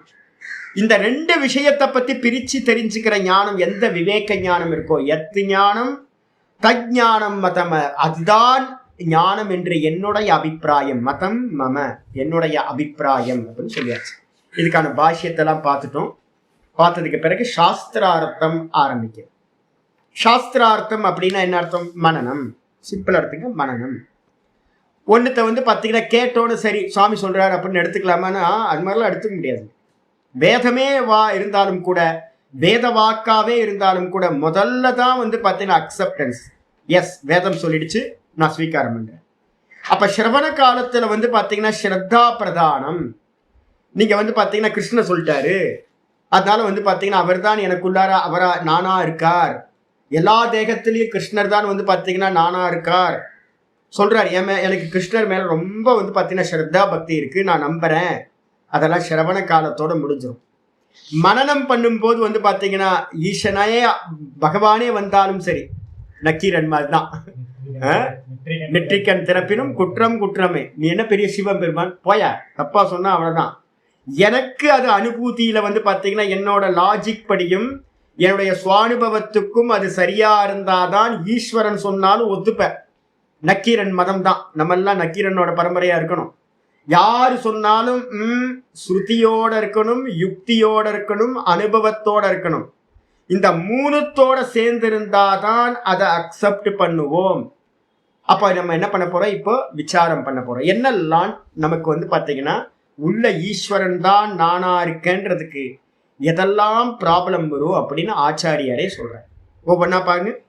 நனு நனுவனை ஆரம்பிக்கிறது பூர்வபக்ஷி. எங்கெல்லாம் நனுன்னு ஆரம்பிக்குதோ அங்கெல்லாம் பூர்வபக்ஷி. இல்லை, நம்ம சொல்லுவோம்ல அந்த நனுக்கு என்ன அர்த்தம்னா, நான் எங்களோட ஆச்சாரிய சுவாமிகிட்ட பார்த்தீங்கன்னா எதாவது கேட்கணும்னா என்ன பண்ணுவான், அப்படியே கதவு பக்கத்தில் உட்காந்து நின்றுட்டு இருப்பான். லீவு நாளில் சாமி பார்த்தீங்கன்னா ஏதாவது புக்கு படிச்சுட்டு இருப்பார், ஏதாவது டேபிளில் உட்காந்துட்டு ஏதாவது பண்ணிட்டு இருப்பார். நான் அப்படியே எனக்கு ஒரு டவுட் வந்தோன்னே அவரோட ரூமோட கார்னரில், ஒய்ஃப் எல்லாம் அப்படி தானே பண்ணுவாங்க, பழைய காலத்து ஒய்ஃப், இப்போ எப்படின்னு தெரில, அப்படியே கார்னர்ல இருந்து ஹஸ்பண்டை பார்க்குற மாதிரி நம்ம என்ன பண்ணுவோம் அப்படின்னா ஒரு கார்னர்ல இருந்து சாமியை பார்த்துக்கிட்டே இருப்போம். என்ன என்ன அப்படின்னு என்னன்னு சொன்னா தலையை அப்படியே சுருத்திட்டு, சாமி இல்லை ஆரம்பிக்கும் போது எப்படி ஆரம்பிப்போம், இல்லை நேற்று நீங்க சொன்னீங்க அப்படின்னு தலையை சொரிஞ்சுக்கிட்டு ஆரம்பிப்போம்ல. இது அப்படியே கலோக்கியலா இருக்கிற அந்த பாவத்தையே என்னன்னா இங்க ஆச்சாரிய சொல்றாரு, நனுன்னு என்ன அர்த்தம்? இல்ல நீங்க சொன்னீங்கல்ல ஸ்லோகத்துல, நான் தான் எல்லாத்துலயும் க்ஷேத்திரஜனா இருக்கேன்னு, அதுல எனக்கு ஒரு டவுட் சுவாமி அப்படின்னு பூர்வபக்ஷி ஆரம்பிக்கிறான். சிஷ்யன் என்ன ஆரம்பிக்கிறான்? சர்வக்ஷேத்திரேஷு ஏக ஏவ ஈஸ்வரோ, எல்லா தேகங்கள்லையும் ஒரே ஒரு ஈஸ்வரன் தான் இருக்கான். ந அந்யக தத் வெதிரிக்தோ, அவனுக்கு அந்நியமா பகவானுக்கு அந்நியமா வேற ஒரு போக்தா நகி ந வித்யதே. நான் தூக்கி இந்த பக்கம் போட்டுக்கணும். இந்த தேகத்துல பார்த்தீங்கன்னா ஈஸ்வரன் தான் க்ஷேத்திரஜனா இருக்கார் எல்லா தேகத்திலையும். அவருக்கு அந்நியமா போக்தான்னு ஒரு ஆளு இல்லை அப்படின்னா, இது சேத் போக்தா வித்யதே சேத், போக்தா என்று ஒருவன் இல்லை என்றால் என்ன ஆகும்? ததக, அதனால என்ன ஆகும் அப்படின்னா ஈஸ்வரஸ்ய சம்சாரித்வம் பிராப்தம். அப்ப எல்லா தேகத்திலையும் அறிபவன் போக்தா பகவான் தான் அப்படின்னா மகா சம்சாரியா யார் இருப்பா? எல்லா தேகத்திலையும். காலையிலே ஒரு காக்கா பறக்க முடியாம ரொம்ப அவஸ்தைப்பட்டு, அப்ப காக்காவோட சரீரத்துல பகவான் தான் இருக்காரு அப்படின்னா பாவம் இல்லை பகவான். நானாவது பார்த்தீங்கன்னா ஒரே ஆளு, என்னுடைய துக்கங்களையே சகிக்க முடியல. அதுல எல்லா தேகத்திலையும், உலகத்துல இருக்கிற எல்லா தேகத்திலையும், காக்கால இருந்து பிரம்மா வரைக்கும் இருக்கிற எல்லா தேகத்திலையும் பகவான் தான் அறிபவனா இருக்கார், போக்தாவா இருக்கார். அப்படின்னா மிகப்பெரிய சம்சாரியா யார் ஆயிடுவா? பகவான் தான் மிகப்பெரிய சம்சாரி ஆயிடுவார். அவரிடத்துல வந்து பாத்தீங்கன்னா சம்சாரித்துவம் பிராப்தியாகும். ஃபர்ஸ்ட் எடுத்தோட தப்பு. ரெண்டாவது சொல்றாரு, ஈஸ்வர வெதிரேக்கேனவா பிராப்தம். ஈஸ்வரனை வெதிரேக்கேனவா வாண்டா அல்லது செகண்ட் அண்டு ஈஸ்வரனுக்கு அந்நியமா சம்சாரினக அந்நியஸ்ய அபாவாத். ஒருவேளை சொல்றீங்க, நான் கேட்கிறேன், ஈஸ்வரன் சம்சாரியா இல்ல வந்து பாத்தீங்கன்னா சதா முக்தனா அப்படின்னு கேட்கும் போது லட்சணங்கள் சொல்லுது எல்லா சாஸ்திரங்களும். ஈஸ்வரன் சதா முக்தன், நித்திய சுத்த புத்த முக்த ஸ்வபாவா. ஈஸ்வரனுக்கு லட்சணம் சொல்லும் போதே நித்திய சுத்தமானவர், நித்தியமா வந்து பாத்தீங்கன்னா முக்தி அடைந்தவர். அவர் வந்து எந்த காலத்திலையும் பந்தம் இல்லை, நித்திய சுத்த புத்த முக்த ஸ்வபாவம் அப்படின்னு லட்சணம் சொல்லுது. சரி, ஒருவேளை ஈஸ்வரன் முக்த சுபாவமா இருந்தாருன்னா என்ன ஆகும்? முதல் பாயிண்ட், ஈஸ்வரன் பெரிய சம்சாரி ஆயிடுவார். ரெண்டாவது, ஒருவேளை ஈஸ்வரன் சம்சாரி இல்லை அப்படின்னு வச்சுக்கிட்டீங்க அப்படின்னா சம்சாரமே இல்லை. ஏன்னா எல்லா தேகத்திலையும் அசம்சாரியா பகவான் தான் சம்சாரி இல்லாதவனா இருக்கார். அப்படின்னா ஈஸ்வர வெதிரேக்கேன சம்சாரினக அந்நியஸ்ய அபாவாத். ஈஸ்வரனுக்கு அந்நியமா வேற வந்து பாத்தீங்கன்னா யாருமே இல்லாத சம்சாரின்னு ஒருத்தன் இல்லாத காரணம். ஏன்னா எல்லா இடத்துலயும் அவன் தான் இருக்கார். அப்படின்னு எடுத்துக்கிட்டீங்கன்னா சம்சாரின்னு ஒருத்தர் என்னவாரு வர இல்லாமல் போய்விடும். சம்சாரியும் இல்லை, சம்சாரமும் வந்து பாத்தீங்கன்னா சம்சார அபாவ பிரசங்க. சம்சாரம்னு ஒண்ணு இருக்கவே இருக்காது. சம்சாரி இல்லை, சம்சாரமும் இல்லை. அப்படின்றதுனால தத்துச்ச உபயம் அனிஷ்டம். அப்ப ரெண்டு பாயிண்ட வந்து பாத்தீங்கன்னா பூர்வபக்ஷி சொல்றான், எல்லாத்துலயும் ஈஸ்வரன் தான் இருக்காரு அப்படின்னு முதல் பட்சத்துல மிகப்பெரிய சம்சாரியா ஈஸ்வரன் ஆயிடுவார். இல்ல ஈஸ்வரன் அசம்சாரி அப்படின்னு எடுத்துக்கிட்டீங்கன்னா அப்ப சம்சாரி அப்படின்னு ஒருத்தரும் இருக்க மாட்டாங்க, எல்லாரும் பகவான் தானே. அப்ப சம்சாரம் இல்லாம போயிடும். அப்ப வந்து ஒண்ணு ஈஸ்வரனை சம்சாரின்னு ஒத்துக்குங்க, இல்லைன்னா சம்சாரம் ஒண்ணு இல்லவே இல்லைன்னு ஒத்துக்குங்க. ஆனா இந்த ரெண்டு பட்சத்தையும் வந்து பாத்தீங்கன்னா யாரும் ஸ்வீகாரம் பண்ண மாட்டாங்க. இந்த உலகத்துல இருக்கிற எந்த மதவாதிகளும் வந்து பாத்தீங்க அப்படின்னா ஈஸ்வரன் சம்சாரி அப்படின்னு, நம்மள மாதிரி சம்சாரி அப்படின்னு யாரும் ஒத்துக்கிறது இல்லை. அவர் சம்சாரியா இருந்தா நம்ம எதுக்குங்க அவர்கிட்ட போய் மாலை மரியாதைலாம் போட்டு ஆராதனைகள்லாம் அபிஷேக ஆராதனைகள்லாம் பண்ணி எதுக்கு பண்ணணும்? அவருக்கு எதுக்கு கோயில் கட்டணும்? நம்மள மாதிரி ஒரு ஆள் தானே அப்படின்னு விட்டுருவோம். அப்ப இந்த உலகத்தில் இருக்கிற எல்லாத்துக்கும் நல்லா தெரியுது என்னன்னா ஈஸ்வரன் அசம்சாரி, ஈஸ்வரன் நம்மள மாதிரி சம்சாரி இல்லை அப்படின்னு. அப்ப வந்து பாத்தீங்க அப்படின்னா உள்ள வந்து பாத்தீங்கன்னா எல்லாத்துலயும் பகவான் இருக்காரு அப்படின்னா மிகப்பெரிய சம்சாரி ஆயிடுவாரே. தோஷம் வந்துருமா? நான் படுற கஷ்டம் எல்லாம் நானா இல்ல பகவானா? எனக்கு பல் வலிக்குது, ஐயோ பல் வலிக்குதே அப்படின்னு அக்கா எப்படி பிடிச்சிக்கிட்டு இருக்கேன் அப்படின்னா யாருக்கு பல் உள்ள இருக்கிற அறிபவன் யாரு? பகவான் தான். அப்ப பல்வலி யாருக்கு? பகவான். காக்கை வந்து காலையில காக்கா வந்து பாத்தீங்கன்னா ரொம்ப சோகமா உட்காந்துருக்கு, அதுக்கு ஏதோ ப்ராப்ளம். அப்ப அதுக்குள்ளார இருக்கிறது யாரு? பகவான் தான். அப்ப அந்த ப்ராப்ளம் எல்லாம் பகவானுக்கு தான். ஒன்று செத்து போகுது, ஒன்று பிறக்குது, ஒன்று விதவிதமான ஜென்மங்கள் எடுக்குது, எல்லாம் யாருக்கு சம்பவிக்கும்? பகவானுக்கு. அதை ஒத்துப்போமா நம்ம யாராவது? சைவர்களும் ஒத்துக்கிறது இல்லை, வைஷ்ணவர்களும் ஒத்துக்கிறது இல்லை, யாரும் ஒத்துக்கிறது இல்லை. அதே மாதிரி சம்சாரமே இல்லைன்னு ஒத்துப்போமா? நம்ம கேட்கிறோம் சம்சாரம் இருக்கா அப்படின்னு கேட்டீங்கன்னா ஆமா நல்லா இருக்குல்ல, நம்ம நல்லா ஒத்துக்கிறோம். அப்போ ரெண்டு பட்சமும் நமக்கு என்னன்னு கேட்டீங்கன்னா பகவான சம்சாரின்னு ஒத்துக்க முடியாது, சம்சாரமே இல்லை அப்படின்றதையும் நமக்கு ஒத்துக்க முடியாது. உபயமபி அனிஷ்டம், ரெண்டுமே நமக்கு வந்து பார்த்தீங்கன்னா இஷ்டம் இல்லை ரெண்டு பட்சங்களும். பந்த மோக்ஷ தத்ஹேது சாஸ்திர அனர்த்தக்கிய பிரசங்காத். அப்போ நம்ம பிரத்யட்சமா பார்க்கிறோம் பந்தம் இருக்கு நமக்கு, நம்ம எல்லாரும் கஷ்டப்படுறோம். ஒரு ஜீவன் கூட இங்க சுகமான ஜீவன் இல்லவே இல்லை. ஜீவனா பிறந்தோனாவே நமக்கு வந்து பாத்தீங்கன்னா சரீரம் எடுத்தாவே வந்து பாத்தீங்கன்னா துக்கம் தான், பந்தம் இருக்கு.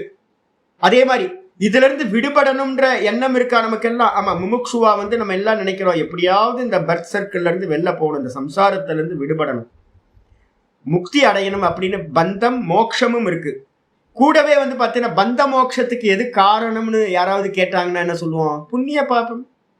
திரும்ப திரும்ப பிறந்து இறந்து வந்து பார்த்தீங்கன்னா புண்ணிய பாப்பத்தினால பிறந்து இறந்துகிட்டே இருக்கிறோம். அந்த புண்ணிய பாபத்துக்கு எது காரணம் அப்படின்னு கேட்டீங்கன்னா நிறைய ராகத்வேஷாதிகள் எல்லாம், அவித்யா, இதெல்லாம் காரணமா நம்ம சொல்றோம். அப்போ வந்து பார்த்தீங்கன்னா கர்த்தா போக்தான்னு நினைச்சுக்கிட்டு நம்ம என்னெல்லாம் புண்ணிய பாபம் பண்றோமோ அதுக்கேற்ற மாதிரி ஜென்மங்கள் எடுத்துக்கிட்டே இருக்கணும், சுத்திக்கிட்டே இருக்கும். 84 லட்சம் பிறவிகளும் எடுத்துக்கிட்டே இருக்கும். அப்ப காரணம் எது அப்படின்னா புண்ணிய பாபம். புண்ணிய பாபத்துக்கு காரணம் வந்து பார்த்தீங்கன்னா ராகத்வேஷம். ராகத்வேஷத்துக்கு காரணம் எதுக்குன்னா அவித்யா. காரணத்தை சொல்லியாச்சு. நமக்கு எல்லாத்துக்கும் தெரியும் சாஸ்திரம் படிக்கும்போது. கூட வந்து பார்த்தீங்கன்னா இந்த சாஸ்திரம் படிக்கிறது, உட்கார்ந்து வேதாந்தத்தை கிரகணம் பண்றோம். பகவத்கீதையை வந்து பார்த்தீங்கன்னா பாருங்க 450வது கிளாஸ் ஆகிட்டு இருக்கு. ஐயோ சாமி வந்து பார்த்தீங்கன்னா விடமாட்டேன்றாரு, சீக்கிரம் முடிச்சுட்டு போனா கூட பரவாயில்ல அப்படின்னு. ஆனால் விடமாட்டேன்ற முடிய மாட்டேங்குது, போயிட்டே இருக்கு சாஸ்திரம். அப்போ வந்து பார்த்தீங்கன்னா சம்சாரமே இல்லைன்னு வச்சுக்கிங்களேன். சம்சாரமே இல்லை அப்படின்னா பந்தமோட்சமும் வேஸ்டா இல்லாம போச்சு அப்படின்னா சாஸ்திரம் படிக்கிறதும் என்னென்ன ஆகும் அப்படின்னா ஆனர்த்திக்கம்னா யூஸ்லெஸ்ஸா ஆயிடும். பந்தமே இல்லை அப்படின்னா எதுக்கு சாஸ்திரம் படிக்கணும்? நம்ம படிக்கிற சாஸ்திரம் எல்லாம் எதுக்கு? மோட்சத்துக்காக. அப்போ வந்து பார்த்தீங்கன்னா சாஸ்திரம் வந்து பார்த்தீங்கன்னா யூஸ்லெஸ்ஸா போயிடும் சம்சாரம் இல்லை அப்படின்னா அப்படின்னு பிரசங்கம் உண்டாகும். பிரத்யக்ஷாதி பிரமாண விரோதாத்திச்ச. மேலும் வந்து பார்த்தீங்கன்னா நம்ம நேரடியா பார்க்கிறோம். டைரக்டா நம்முடைய அனுபவம் என்ன அப்படின்னு கேட்டீங்கன்னா சகல ஜீவராசிகளும் வந்து பார்த்தீங்கன்னா இங்க அவஸ்தைப்பட்டுக்கிட்டு இருக்கு. இந்த உலகத்துல வந்து நீங்க எங்கெங்க போனீங்கன்னாலும் வந்து பார்த்தீங்கன்னா துக்கம், எல்லா இடத்துலயும் துக்கம் மட்டும்தான் மிகுதியா இருக்கு, எல்லா ஜீவராசியும். அப்ப வந்து பார்த்தீங்கன்னா நமக்கு நல்லா பிரத்யட்சமா தெரியுது சம்சாரிகள் தான் இந்த உலகத்துல இருக்காங்க. எல்லா தேகத்திலையும் வந்து பார்த்தீங்கன்னா சர்வம் துக்கமேவ விவேக்கினா யோக சூத்திரத்துல சொல்றது எல்லாம் துக்கம் தான். இந்த உலகத்துல பாக்குற எல்லா ஜீவர்களும் வந்து பார்த்தீங்கன்னா நான் ஈஸ்வரனாக்கும், நான் முக்தன் அப்படின்னு எங்கேயாவது நம்மள்ட்ட அலையிறாங்களா? எங்கேயாவது ஒருத்தரை வந்து பார்த்தீங்கன்னா நான் முக்தன், எனக்கு சம்சாரம் இல்லை, உங்க கண்ணுக்கு முன்னாடி என்னைக்காவது பிறந்ததுல இருந்து ஒருத்தன் வந்து சொல்லியிருக்கானா? யாரும் இல்லை. அப்புறம் நம்ம சுத்தி இருக்கிறவங்க எல்லாருக்கும் வந்து பார்த்தீங்க அப்படின்னா ப்ராப்ளம் இருக்கு. எல்லாம் டேட் ஆஃப் பர்த்தை வச்சுக்கிட்டு என்ன பண்றோம்? பிறந்த நாளை கொண்டாடுறோம். அப்புறம் வந்து பார்த்தீங்கன்னா என் தாத்தா செத்து போயிட்டார், அப்பா செத்து போயிட்டாருன்னு திதிலாம் கொடுக்குறோம், சிரார்த்தங்கள் கொடுக்குறோம், எல்லாம் வந்து அம்பாவாசை தர்ப்பணம் கொடுக்குறோம். அப்ப இந்த உலகத்துல இருக்கிறவங்க எல்லாத்துக்கும் ஜென்மம் இருக்கு, மரணம் இருக்கு. எங்க போனார்? சொர்க்கத்துக்கு போனார், அதுக்கப்புறம் ரீபர்த் எடுப்பார். இதெல்லாம் நம்ம சொல்லிட்டு இருக்கோம். முந்தின ஜென்மங்கள் அதெல்லாம் நம்ம சொல்றோம். அப்ப நமக்கு பிரத்யக்ஷமா தெரியுது சம்சாரிகள் இந்த லோகத்துல பிரத்யக்ஷமா நம்மளை சுத்தி எல்லாரும் நம்மளும் சம்சாரியா இருக்கும். என்னைக்கும் வந்து பார்த்தீங்கன்னா நான் ஈஸ்வரன் அப்படின்னு எனக்கு ஒரு ஞானம் வரவே மாட்டேங்குது, நான் சம்சாரி இல்லைன்னு தோணவே மாட்டேங்குது. அப்போ அதே மாதிரி ஒவ்வொரு தேகத்திலையும் வந்து பார்த்தீங்கன்னா எப்படி தெரியுது? வேற வேற வேற வேற தான் தெரியுது. நாய்க்குட்டி நானும் ஒன்றும் இல்லை, காக்காவும் நானும் ஒன்றும் இல்லை, குரங்கும் நானும் ஒன்றும் இல்லை, அம்மாவும் அப்பாவும் ஒன்றும் இல்லை. நான் வேற, அம்மா வேற, அப்பா வேற, பாட்டி வேற, தாத்தா வேற, என்னுடைய நண்பர்கள் வேற, எல்லாம் வேற வேற வேற வேறன்னு தான் நம்ம பார்த்துக்கிட்டு இருக்கோம். அப்போ 2வது ஸ்லோகத்துல கிருஷ்ண பரமாத்மா சொன்னது வந்து பார்த்தீங்கன்னா தப்பான ஒப்பீனியன். சுவாமி பிரத்யக்ஷத்துக்கு விரோதமா கிருஷ்ண பரமாத்மா சொல்றார். இருக்கிறதுலயே பெரிய பிரமாணம் எது தெரியுங்களா? பிரத்யக்ஷ பிரமாணம். பிரத்யக்ஷ பிரமாணம் நேரடியா நான் பார்த்துக்கிட்டு இருக்கேன், நான் சம்சாரின்னு பகவான் சொல்றேன், நான் தான் உள்ள இருக்கேன் அப்படின்ற. ஐயோ தப்பாச்சு, இது பொருந்தாதே அப்படின்னு சொன்ன மாத்திரத்துல எக்ஸ்பிளைன் பண்றான். பூர்வபக்ஷி வந்து பார்த்தீங்கன்னா அவனோட அந்த பிரத்யக்ஷ விஷயத்தெல்லாம் எக்ஸ்பிளைன் பண்றான். பிரத்யக்ஷேன தாவத்து. முதல்ல பிரத்யக்ஷத்தை எடுத்துங்க. என்ன பிரத்யக்ஷமா நேரடியா பார்க்கிறோம்? சுகதுக்க தத் ஹேத்து லக்ஷணக சம்சாரோ உபலப்யதே. நம்ம பிரத்யக்ஷமா பார்க்கும்போது என்ன தெரியுது அப்படின்னா இங்க லோகத்துல இருக்கிற ஜீவர்கள் எல்லாம் ஒரு பக்கம் சுகம், ஒரு பக்கம் துக்கம். எல்லாத்துக்கும் காரணம் என்ன? என் கூட யார் வந்தாலும் வந்து பார்த்தீங்கன்னா எப்படி இருக்கு, ஒரு காஃபி கொடுத்தா கூட நான் கேட்பேன், உடனே கேட்பேன், காஃபி நல்லா இருக்கா? ஆமாம் நல்லா இருக்கு. உங்க பிராரப்தம். நான் உடனே சொல்றது நல்லா இல்லை, அவ்வளவு மோசமா இருக்கு, அப்போ உங்க பிராரப்தம். என்ன சாமி ரெண்டுத்துக்கும் ஆமா. எந்த சுகம் அனுபவிச்சாலும் அது வந்து பார்த்தீங்கன்னா பிராரப்த கர்மத்துல புண்ணியம் வந்து நமக்கு சுகத்தை கொடுக்குது. எந்த துக்கம் அனுபவிச்சாலும் அதுக்கு பின்னாடி எதற்கு? பாப்பம், அது துக்கத்தை கொடுக்குது. இப்ப நமக்கு அனுபவம் வந்து பிறந்ததுல இருந்து சாகர காலம் மட்டும் நம்ம வந்து சுகதுக்கத்தை அனுபவிச்சுக்கிட்டே இருக்கிறோம். உண்மையா இல்லையா? ஆமா. அதே மாதிரி பர்த் வந்து பாத்தீங்கன்னா சாஸ்திரம் புராணங்கள் மூலமா நமக்கு என்ன சொல்லுது அப்படின்னா, சாஸ்திரங்கள் எல்லாம் படிக்கும் போது தெரியுது நமக்கு என்ன காரணம் அப்படின்னு கேட்டீங்கன்னா, ஒவ்வொருத்தரும் ஒரு பிறக்கும் போதே வந்து பாத்தீங்கன்னா ஐயோ என்ன கஷ்டம் இல்லை, பிறக்கும் போதே சில குழந்தைங்களுக்கு வந்து பார்த்தீங்க அப்படின்னா நோயோட பிறக்குது, ஹேண்டிகேப்டாக பிறக்குது, நிறைய கை இல்லை கால் இல்லை. சின்ன குழந்தைங்களே வந்து பார்த்தீங்கன்னா போலியோ அட்டாக்லாம் வந்துடுது. அதுங்க என்ன அறிஞ்சு ஏதாவது பண்ணிச்சா அப்படின்னு கேட்டிங்கன்னா எந்த குழந்தைங்களும் யாரும் வந்து அறிஞ்சு எந்த தப்பும் பண்ணலை. அப்போ குழந்தையா இருக்கும் போதே கேன்சர் வருது, குழந்தையா இருக்கும் போதே வந்து பார்த்தீங்கன்னா துக்கங்களை அனுபவிக்குது. அதுக்கு என்ன பாவம் பண்ணிச்சு அப்படின்னும் போது எனக்கு ஏன் நான் நல்லா பிறந்ததுல இருந்து நல்ல காரியமா பண்ணிட்டு இருக்கேன், ஆனா எனக்கு விடியறதெல்லாம் தப்பு தப்பா விடிஞ்சுக்கிட்டு இருக்கு, துக்கமா படுறேன், அவமானப்படுறேன், கெட்ட பேரோட இருக்கிறேன், நிறைய துக்கங்களை அனுபவிக்கிறேன். இந்த சரீரம் வந்து கஷ்டப்படுது நிறைய. இப்போ சைனஸ் நேற்று ராத்திரியிலேருந்து நேற்று ஈவினிங்லேருந்து சைனஸ் ப்ராப்ளம் இருக்குது. அப்போ வந்து பார்த்தீங்கன்னா ஒரு உள்ளுக்குள்ளார டிஸ்டர்ப் ஆகிட்டே இருக்குது. அப்போ ஏன் அப்படின்னு கேள்வி கேட்டால் நம்ம என்ன சொல்லுவோம் அப்படின்னா பூர்வ ஜென்மத்தோட புண்ணிய பாப்பங்கள். அப்போ கடந்து போன ஜென்மங்களில் புண்ணிய பாப்பம் பண்ணியிருக்கோம் அப்படின்றத வந்து பார்த்தீங்கன்னா நம்ம பிரத்யட்சமாக அறிகின்றோம். அதனால சுக துக்க தது ஹேத்து லக்ஷணக. அப்போ சுக துக்கத்துக்கு எது காரணம்? புண்ணிய பாப்பம், முந்தின ஜென்மங்களில் பண்ண புண்ணிய பாப்பம். அதை உடையதா சம்சாரக உபலபியதே. சம்சாரம்னு என்ன அர்த்தம்? அநேக ஜென்மங்களை எடுத்துக்கிட்டு விதவிதமான சரீரத்தை எடுத்துக்கிட்டு சுகதுக்கங்களை அனுபவிக்கிறது தான் சம்சாரம்.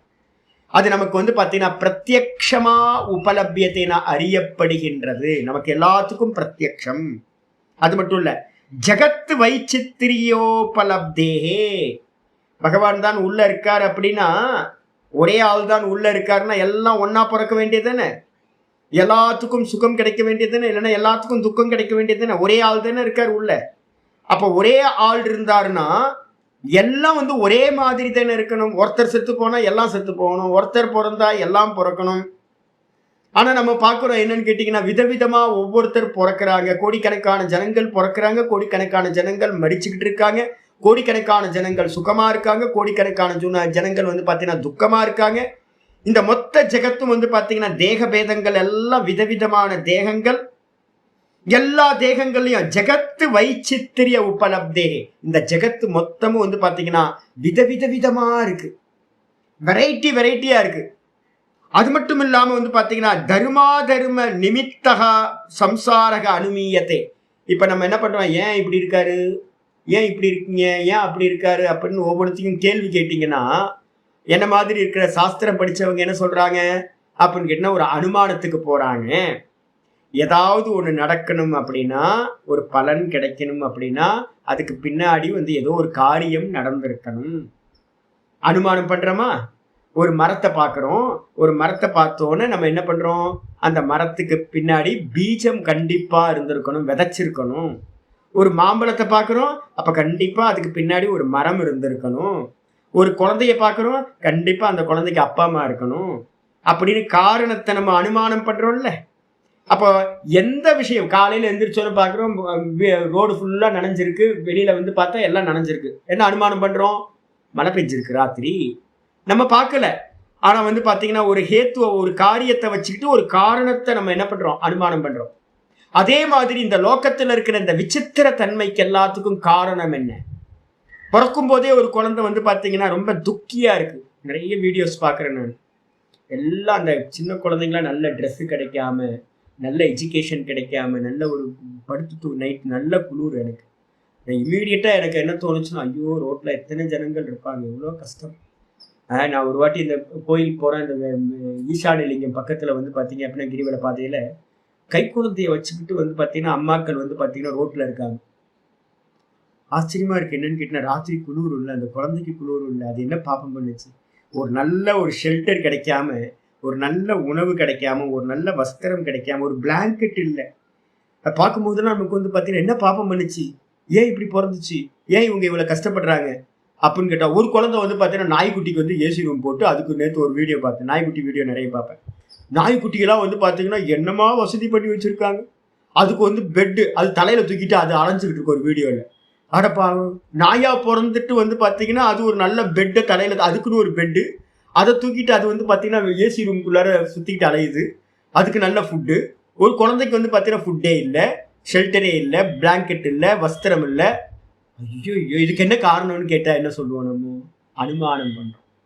என்ன அனுமானம் பண்ணுறோம் அப்படின்னு கேட்டால் தர்ம அதர்ம நிமித்தக சம்சாரம். தர்மம்ன்ற புண்ணியம், அதர்மம்னு சொல்லக்கூடிய பாப்பம், இதை நிமித்தமா வச்சுக்கிட்டு தான் வந்து பாத்தீங்கன்னா ஜீவர்களுக்கு வந்து பாத்தீங்கன்னா சரீரங்கள், விதவிதமான சரீரங்கள் கிடைக்குது. ஒவ்வொரு சரீரத்திலையும் விதவிதமான சுகதுக்க அனுபவத்தை நம்ம அடையிறதுக்கு எல்லாம் காரணம் எது அப்படின்னா புண்ணிய பாப்பங்கள் தான் காரணம் என்று நம்ம என்ன பண்றோம், அனுமீயதே. சம்சாரத்தை வந்து பாத்தீங்கன்னா நம்ம அனுமானம் பண்றோம், நேரடியா பார்க்கல யாரும். ஆயிடுச்சா? அதே மாதிரி சர்வம் ஏதத்து அனுப்பண்ணம் ஆத்ம ஈஸ்வர ஏக்கத்து. ஒருவேளை கிருஷ்ணரே நீங்க சொல்ற மாதிரி நீங்க தான் இந்த தேகத்துல இருப்பீங்க அப்படின்னா, எல்லா தேகத்திலையும் கிருஷ்ணரே நீங்க தான் இருப்பீங்க அப்படின்னா, ஈஸ்வரனும் ஜீவர்களும் ஒண்ணு அப்படின்னு நீங்க சொன்ன மாதிரி இருந்துச்சுன்னா, இந்த விஷயங்கள்லாம், இந்த சுகதுக்க அனுபவங்களா இருக்கட்டும், இல்ல வந்து பாத்தீங்கன்னா விசித்திர தன்மைகள், விதவிதமான தன்மைகளா இருக்கட்டும், பிறந்து இறந்து அநேக ஜென்மங்களை எடுக்கிற தன்மையா இருக்கட்டும், சம்சாரமா இருக்கட்டும், இது எதுவுமே வந்து பாத்தீங்கன்னா பொருந்தாது. ஈஸ்வர ஆத்ம ஏக்கத்துவே. ஈஸ்வரன் தான் எல்லா தேகத்திலையும் ஆத்மாவா இருக்கான். அந்த ஈஸ்வரன் அசம்சாரி, சம்சாரி இல்லாதவன் அப்படின்னா, ஆனந்த சுரூபி அப்படின்னு சொன்னா, அப்ப வந்து பாத்தீங்கன்னா நம்ம எல்லாம் இவ்வளவு கஷ்டப்படுறதெல்லாம் பொருந்தாதே. அப்ப நமக்கு பிரத்யட்சமா தெரியுது நம்ம எல்லாம் துக்கியா இருக்கும், சம்சாரியா இருக்கும். நம்ம அனுமானம் பண்றோம் இதுக்கு எல்லாத்துக்கும் காரணம் புண்ணிய பாப்பம், முந்தின ஜென்மங்கள்ல பண்ண புண்ணிய பாப்பம். அப்ப முந்தின ஜென்மங்கள்லாம் இருக்கு. அப்ப இதெல்லாம் வந்து பாத்தீங்கன்னா நீங்க ஈஸ்வரனையும் ஜீவனையும் ஒண்ணுன்னு சொன்னீங்கன்னா இந்த ட்ரபிள் நிறைய வரும் சுவாமி அப்படின்னு ஆச்சாரியார் ஆரம்பிக்கிறார்.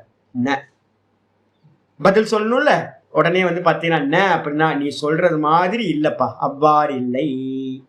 ஃபர்ஸ்ட் எடுத்தோன்னு வந்து பாத்தீங்கன்னா நீ சொல்ற மாதிரி இல்லை அப்படின்னு சித்தாந்தியா இருக்கிற குருநாதர் சொல்ற. ஞான அஜ்ஞான யோகோ அந்நியத்துவேன உபபத்தேஹே. ஞானம் அஜ்ஞானம்னு ரெண்டா பிரிச்சுக்குங்க. ஞானத்திலிருந்து பார்த்தீங்க அப்படின்னா சாஸ்திரம் சொல்ற ஞானத்துப்படியும் குருநாதர்கள் சொல்ற ஞானத்துப்படியும் பார்த்தீங்கன்னா பிரிச்சு அறிகிற விவேகம். ஞானம்னு என்ன அர்த்தம்? விவேக ஞானம். விவேகம் தான் ஞானம். அந்த விவேக ஞானத்தை கொண்டு பார்க்கும் போது நான் சொல்றது கரெக்டு. அதே நேரத்துல அஜ்ஞானத்திலிருந்து விவேகம் பண்ணாம நீ பார்த்து அப்படின்னா நீ சொல்றது கரெக்டு. அப்ப என்ன அர்த்தம்? நான் சொல்றதும் கரெக்டு, நீ சொல்றதும் கரெக்ட். நான் சொல்றது விவேகம் பண்ணி ஞானத்திலிருந்து சொல்லிக்கிட்டு இருக்கேன்.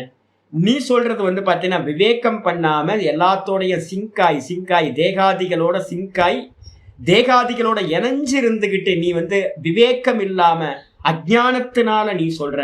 அப்ப ரெண்டுமே கரெக்டா? ஆமா, ரெண்டும் கரெக்ட். ஞான நிலையிலிருந்து நான் சொல்றது கரெக்ட், அஜ்ஞான நிலையிலிருந்து நீ சொல்றது கரெக்ட். ஆச்சாரியர் சொல்றார், ஞான அஜ்ஞானயோகோ அந்நியத்துவேன உபபத்தேஹே. ரெண்டும் வேற வேற அப்படின்றது எதை வச்சு பொருந்தியது? ஞானத்திலிருந்து ஒண்ணு, அஜ்ஞானத்திலிருந்து ஒண்ணு, ரெண்டும் வேற வேற. இது எங்க சொல்லப்பட்டிருக்கு? ஆமா, உபனிஷதங்கள் எல்லாம் வந்து பாத்தீங்கன்னா இதே விஷயத்த சொல்லுது. ஆச்சாரியார் வந்து கட்டோபனிஷத்துல இருந்து எடுக்கிறார். தூரமேதே விபரீதே விஷூச்சி அவித்யாயாச்ச வித்யேதி ஞாதா. கட்டோபனிஷத்து மந்திரம் வந்து பாத்தீங்க அப்படின்னா யமதர்மராஜா நச்சிகேதஸ்க்கு வந்து உபதேசம் பண்றார். யமதர்மராஜா உபதேசம் பண்றார். தூரமேதே விபரீதே அவித்யா யாச்ச வித்யா. வித்யான்றது ஞானம், அவித்யான்றது அஜ்ஞானம். இந்த ஞானமும் அஜ்ஞானமும் எப்படிப்பட்டது அப்படின்னு கேட்டீங்கன்னா ரெண்டும் ஒரு மார்க்கம். அவித்யா மார்க்கம்னு ஒண்ணு, வித்யா மார்க்கம்னு ஒண்ணு. ஞானத்துல இருந்துகிட்டு ஒரு பார்வை, அஜ்ஞானத்துல இருந்துகிட்டு ஒரு பார்வை. இது எப்படிப்பட்டது அப்படின்னா தூரமேத்தே, ரெண்டும் ரொம்ப டிஃபரன்ஸ், ரொம்ப தூரம். இட்டார்சியில இருந்துட்டு பார்த்தோம்னா மத்திய பிரதேசத்துல இட்டார்சி ஸ்டேஷன்ல இருந்து பார்த்தோம் அப்படின்னா கல்கட்டா எங்கேயோ இருக்கு வெஸ்ட் பெங்கால்ல. அதுக்கப்புறம் வந்து பாத்தீங்க அப்படின்னா மும்பை வந்து பாத்தீங்கன்னா எங்கேயோ ஒரு கார்னர்ல இருக்கு. ரெண்டும் வந்து பாத்தீங்கன்னா ரொம்ப தூரம். இது கல்கட்டாவும் மும்பையும் வந்து பாத்தீங்கன்னா பக்கத்துல இல்ல, ரெண்டும் ரொம்ப டிஸ்டன்ஸ்.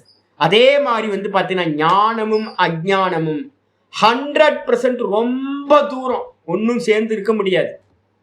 தூரம் ஏத்தே, ஏத்தே அப்படின்னா வித்யாவும் அவித்யாவும், ஞானமும் அஜ்ஞானமும் ரெண்டும் ரொம்ப தூரமானவை ஒன்றுக்கொன்று. அதே மாதிரி வந்து பாத்தீங்கன்னா விபரீதே, ஞானத்துல வந்து பாத்தீங்கன்னா சந்திரன் நல்லா கண்ணு நல்லா தெரிஞ்சது அப்படின்னா சந்திரன் ஒண்ணு, கேட்ராக்ட் வந்துச்சுன்னா என்ன ஆகும்? சந்திரன் 2ஆ தெரியும். அப்ப வந்து 2 விபரீதம்.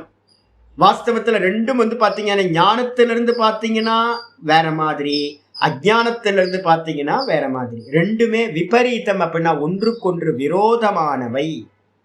அதுக்கு அடுத்து 3வது சொல்றாரு விஷூச்சி. விஷூச்சி அப்படின்னா அஜானத்தோட பலன் வேற, ஞானத்தோட பலன் வேற. அஜானத்தோட பலன் சம்சாரம், ஞானத்தோட பலன் மோட்சம். அப்ப வந்து பாத்தீங்கன்னா 2தோட பலனும் விஷூச்சி, வேற வேறான பலன்களை உடையது அப்படின்னு கட்டோபனிஷத்துல யமதர்மராஜா நச்சிகேதஸ்க்கு உபதேசம் பண்றார். அது மட்டும் இல்லாம ததாச்ச தயோகோ வித்யா அவித்யா விஷயோகோ, அது போலவே இந்த 2த்துக்கும், எது வித்யா அவித்யா, ஞானம் அஜ்ஞானம், இந்த 2த்தினுடைய விஷயத்தினுடைய பலபேதங்களும் 2த்துக்கும் வேற வேற பலன்கள்ல இது உண்டு. ஒன்னு மோட்ச பலனை உடையது ஞானம், அஜ்ஞானம் வந்து பாத்தீங்கன்னா சம்சாரத்தை பலனாக உடையது அப்படின்னு பலபேதக அப்படி விருத்தோ நிர்திஷ்டா, பலனும் கூட வேறு வேறானது அப்படின்னு வந்து பாத்தீங்கன்னா உபதேசம் செய்யப்பட்டிருக்கு சாஸ்திரங்கள்ல. அது மட்டும் இல்லாம கட்டோபனிஷத்துல 2 மார்க்கத்தையே 2ஆ பிரிச்சிருக்கு. என்னன்னு கேட்டீங்கன்னா ஸ்ரேயஸ் அப்படின்னு சொல்லக்கூடிய மார்க்கம், அதுக்கப்புறம் பிரேயஸ்ன்னு சொல்லக்கூடிய மார்க்கம். 2 மார்க்கத்தை வந்து பாத்தீங்கன்னா சொல்லுது. நமக்கெல்லாம் பிரியம் தானே. எதெல்லாம் பிரியமா இருந்து இந்த உலகத்தை நம்ம இது பண்றோமோ அதுக்கு எல்லாத்துக்கும் பேர் என்ன பேர் அப்படின்னா பிரேயஸ் அப்படின்னு பேர். பிரியமானது பிரேயஸ். எது? சம்சாரம். நல்லா இருக்கு நல்லா இருக்கு நல்லா இருக்கு, நேற்று பாயசம் நல்லா இருக்கு அப்படின்னு பாயசத்தை குடிச்சு நல்லா தான் இருந்துச்சு, குடிக்கும் போது நல்லா தான் இருந்துச்சு. குடிச்சதுக்கு அப்புறம் வந்து பார்த்தீங்கன்னா ராத்திரி படுத்தோடு தான் தெரிஞ்சது, ஒழுங்காக தூங்க முடியல. ஏன் அப்படின்னா அரை மணி நேரத்துக்கு ஒரு வாட்டி யூரின் வந்துகிட்டே இருக்கு. சுகர் என்னாச்சு? பீக்கு போயிடுச்சு. குடிக்கக்கூடாது. பாயசத்தை வந்து பார்த்தீங்கன்னா தொட்டு கும்பிட்டுக்கணும், நமஸ்காரம் பண்ணணும். நானும் அதான் பண்ணணும். ஆனால் வந்து பார்த்தீங்கன்னா நாக்கு கேட்குதா, ரொம்ப நல்லா இருக்கு, நல்லா பண்ணி கொடுக்குறாங்களே நல்லா பண்ணி கொடுக்குறாங்களே. மாத்தங்கி நல்லா பண்ணி ஒரு பாயசத்தை கொடுத்தாங்க கிருஷ்ண ஜெயந்திக்கு நல்லா பாயசம் கொடுக்கலாம் அப்படின்னு தொட்டி ஒரு ஸ்பூன் எடுத்து வாயில வச்சுக்கிட்டு போதும் பிரசாதம்னு எடுத்துருக்கணும். ஒரு கிளாஸ் பத்தாதுன்னு 2வது கிளாஸை எடுத்து வாயில விட்டா என்ன ஆகும்? பிரியம் என்ன கொடுக்கும்? துக்கத்தை கொடுக்கும். சிம்பிள். அப்ப பிரியமானது எதெல்லாம் இந்த உலகத்துல இருக்கு, இது பிரியம் இது பிரியம் இது பிரியம்னு நம்ம வந்து பாத்தீங்கன்னா சேவிக்கிறோமோ, அனுஷ்டானம் பண்றோமோ, எல்லாத்தையும் கிரகணம் பண்ணிக்கிறோமோ, அது எல்லாம் வந்து பாத்தீங்கன்னா பிரியம்தான். எது பிரியமோ அதுதான் துக்க ஹேத்து, துக்கத்துக்கு காரணமா இருக்கு. அதே நேரத்துல வந்து பாத்தீங்க அப்படின்னா மருந்து நல்லா தான் இருக்கு. நானும் வந்து பாத்தீங்கன்னா வெந்தய பொடியை ஒரு டப்பால போட்டு, டாக்டர்லாம் சொல்றாங்கன்னு வெந்தய பொடியை வந்து பாத்தீங்கன்னா நல்லா இது பண்ணி ஒரு டப்பால போட்டு இது டெய்லி சாப்பிடணும்னு வச்சிருக்கேன். ஆனா முதல் நாள் சாப்பிட்டதோட இன்னும் அந்த டப்பாவை திறந்தே பார்க்கலாம். ஏன் அப்படின்னா கசப்பு, ஒரே கசப்பு. பாவக்காய் வந்து பாத்தீங்கன்னா சாப்பிடுங்கன்னா பாவக்காய் ஐயோ கசக்குது. கசப்பு தான். வெந்தயம் கசப்பு, அதே மாதிரி பாவக்காய் கசப்பு, இன்னும் நிறைய ஐட்டம் ஒரே கசப்பு கசப்பு கசப்பு. ஆனா கசப்பு என்ன பண்ணும்? ஹிதம். இந்த உடம்புக்கு வந்து பாத்தீங்கன்னா ரோக நிவர்த்தியை பண்ணி நமக்கு சுகத்தை கொடுக்கக்கூடியது. அப்போ எது சுகம் கொடுக்குமோ, எது ஹிதம் கொடுக்குமோ அதுக்கு பேரு ஸ்ரேயஸ்ன்னு பேரு, மோக்ஷம், ஞானம். அதே நேரத்துல எது பிரியமானதோ அது அஜ்ஞானம், அது துக்கத்துக்கு காரணமா இருக்கிறது, சம்சார ஹேத்துவா இருக்கிறது, சம்சார காரணமா இருக்கிறது. அப்ப இந்த 2 மார்க்கத்தையும் என்ன பண்ணிருக்கா அப்படின்னா ஸ்ரேயஸ்ன்னு சொல்லக்கூடிய மோட்ச மார்க்கம், பிரேயஸ்ன்னு சொல்லக்கூடிய சம்சார மார்க்கம் அப்படின்னு 2 மார்க்கங்களை ஆச்சாரியர் என்ன பண்றார்? ஸ்ரேயகாச்ச பிரேயகச்ச இது. ஸ்ரேயஸ் என்றும் பிரேயஸ் என்றும் 2 விதமாக உபதேசங்கள் செய்யப்பட்டிருக்கு, பலன்ல இருக்கிற பேதத்தை வச்சுக்கிட்டு. அது மட்டும் இல்ல, வித்யா விஷயா ஸ்ரேயா. வித்யானா ஞானத்தை விஷயமாக கொண்டது மோட்ச மார்க்கம், ஸ்ரேயஸ்ன்னு சொல்லக்கூடிய மோட்ச மார்க்கம். அதே நேரத்தில் பிரேயகத்து, பிரேயஸ்னா என்னது? எனக்கு பிரியம் பிரியம் நம்ம எல்லாத்தையும் பார்க்கிறோமே, அது என்னது அப்படின்னு கேட்டீங்கன்னா அவித்யா காரியம். இது அஜ்ஞானத்தினால தான் நம்ம என்ன பண்றோம்? எல்லாத்திலையும் பிரியம் வச்சு ஏமாந்து போறோம், துக்கி ஆயிடுறோம்.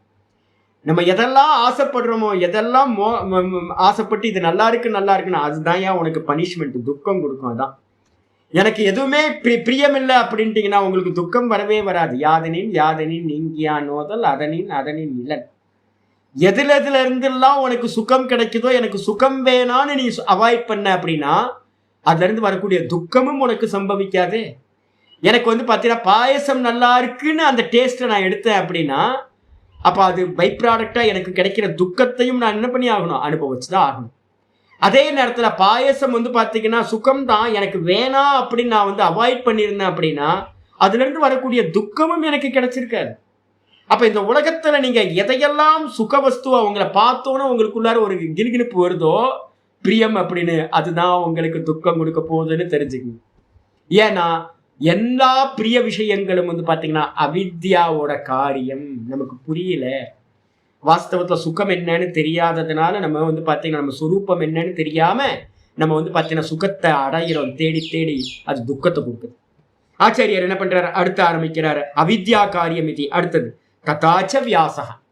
ஸ்ருதி சொன்னது மட்டுமில்ல, வியாச பகவானும் மகாபாரதத்துல வந்து பாத்தீங்கன்னா சொல்லியிருக்கார். இங்க சொல்றது வந்து நம்ம அவதாரிக்கா பாஷ்யத்துல பார்த்துருக்கோம். அவதாரிக்கா பாஷ்யம் வந்து பாத்தீங்கன்னா 2 பாஷ்யம் பார்த்துருக்கோம். கீதா ஆரம்பிக்கிறதுக்கு முன்னாடி ஒண்ணு, அதுக்கப்புறம் வந்து பாத்தீங்கன்னா 10வது ஸ்லோகத்தை முடிச்சதுக்கு அப்புறம் 11வது ஸ்லோகத்துல ஒரு பாஷ்யம் பார்த்துருக்கோம். அதுல 2த்துலயுமே இந்த மார்க்கத்தை வந்து பாத்தீங்கன்னா 2ஆ செப்பரேட் பண்ணி மார்க்கத்தை வந்து சொன்னது வந்து பாத்தீங்கன்னா அப்படியே ரிப்பீட்டேஷன். ஆச்சாரியர் சொல்றார், வியாசரும் கூட சொல்லி இருக்கார் மகாபாரதத்துல.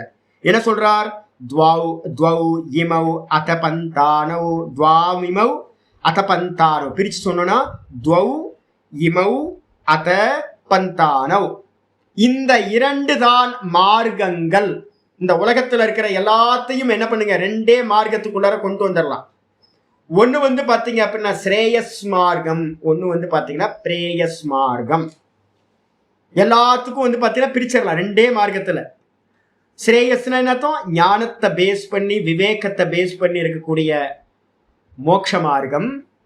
பிரேயஸ்னா என்ன அர்த்தம், பிரியமானது அஜ்ஞானத்தை பேஸ் பண்ணி மோகத்தை சார்ந்து இருந்துகிட்டு இந்த லோகத்துல சுகதுக்கத்தை மாத்தி மாத்தி அனுபவிச்சுக்கிட்டு இருக்கு, பந்தப்படுறது. இதுதான் 2 மார்க்கங்கள். சொன்னதுக்கு பிறகு வந்து பாத்தீங்கன்னா மகாபாரத சாந்தி பருவத்துல 241:6 சொல்லியிருக்கு.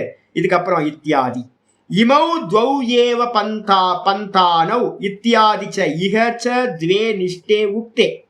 இங்கேயும் கூட நான் வந்து பாத்தீங்கன்னா முதல்லயே அவதாரிக்கா பண்ணும் போதே கீதாக்கு ஆரம்பத்திலேயே மார்க்கங்கள் 2 அப்படின்னு இமௌ துவௌ ஏவ பந்தானௌ, இந்த 2 தான் மார்க்கங்கள்.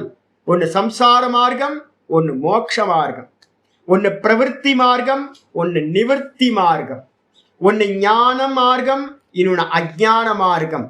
அப்படின்னு வந்து பாத்தீங்கன்னா 2 தான் பிரித்து சொல்லப்பட்டிருக்கு. எப்படி ஆச்சாரியர் ஒவ்வொன்றா எக்ஸ்பிளைன் பண்றார்.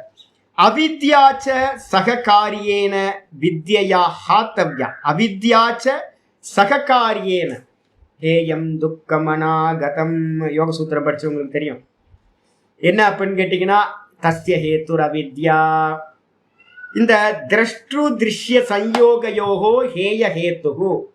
நம்ம சம்சாரத்துக்கு எது காரணம் அப்படின்னு கேட்டா யோக சூத்திரத்துல பதஞ்சலி சொல்றார், திரஷ்டான்னு சொல்லக்கூடிய பார்ப்பவனாகிய என்னையும் இந்த திருஷ்யம்னு சொல்லக்கூடிய இந்த தேக மனசு இந்த புத்தி எல்லாத்தையும் சேர்த்து ஒன்னா பார்க்கிறது இருக்குல்ல, நான் தேகம், நான் மனசு, நான் புத்தி, நான் இந்திரியம் அப்படின்னு. இதுதான் இந்த சம்சாரம்ன்ற துக்கத்துக்கு காரணம், ரீபர்த்துக்கு காரணம். எதுக்காக ஏன் சேர்த்து பார்க்கிறேன் அப்படின்னா தஸ்ய ஹேத்துர் அவித்யா.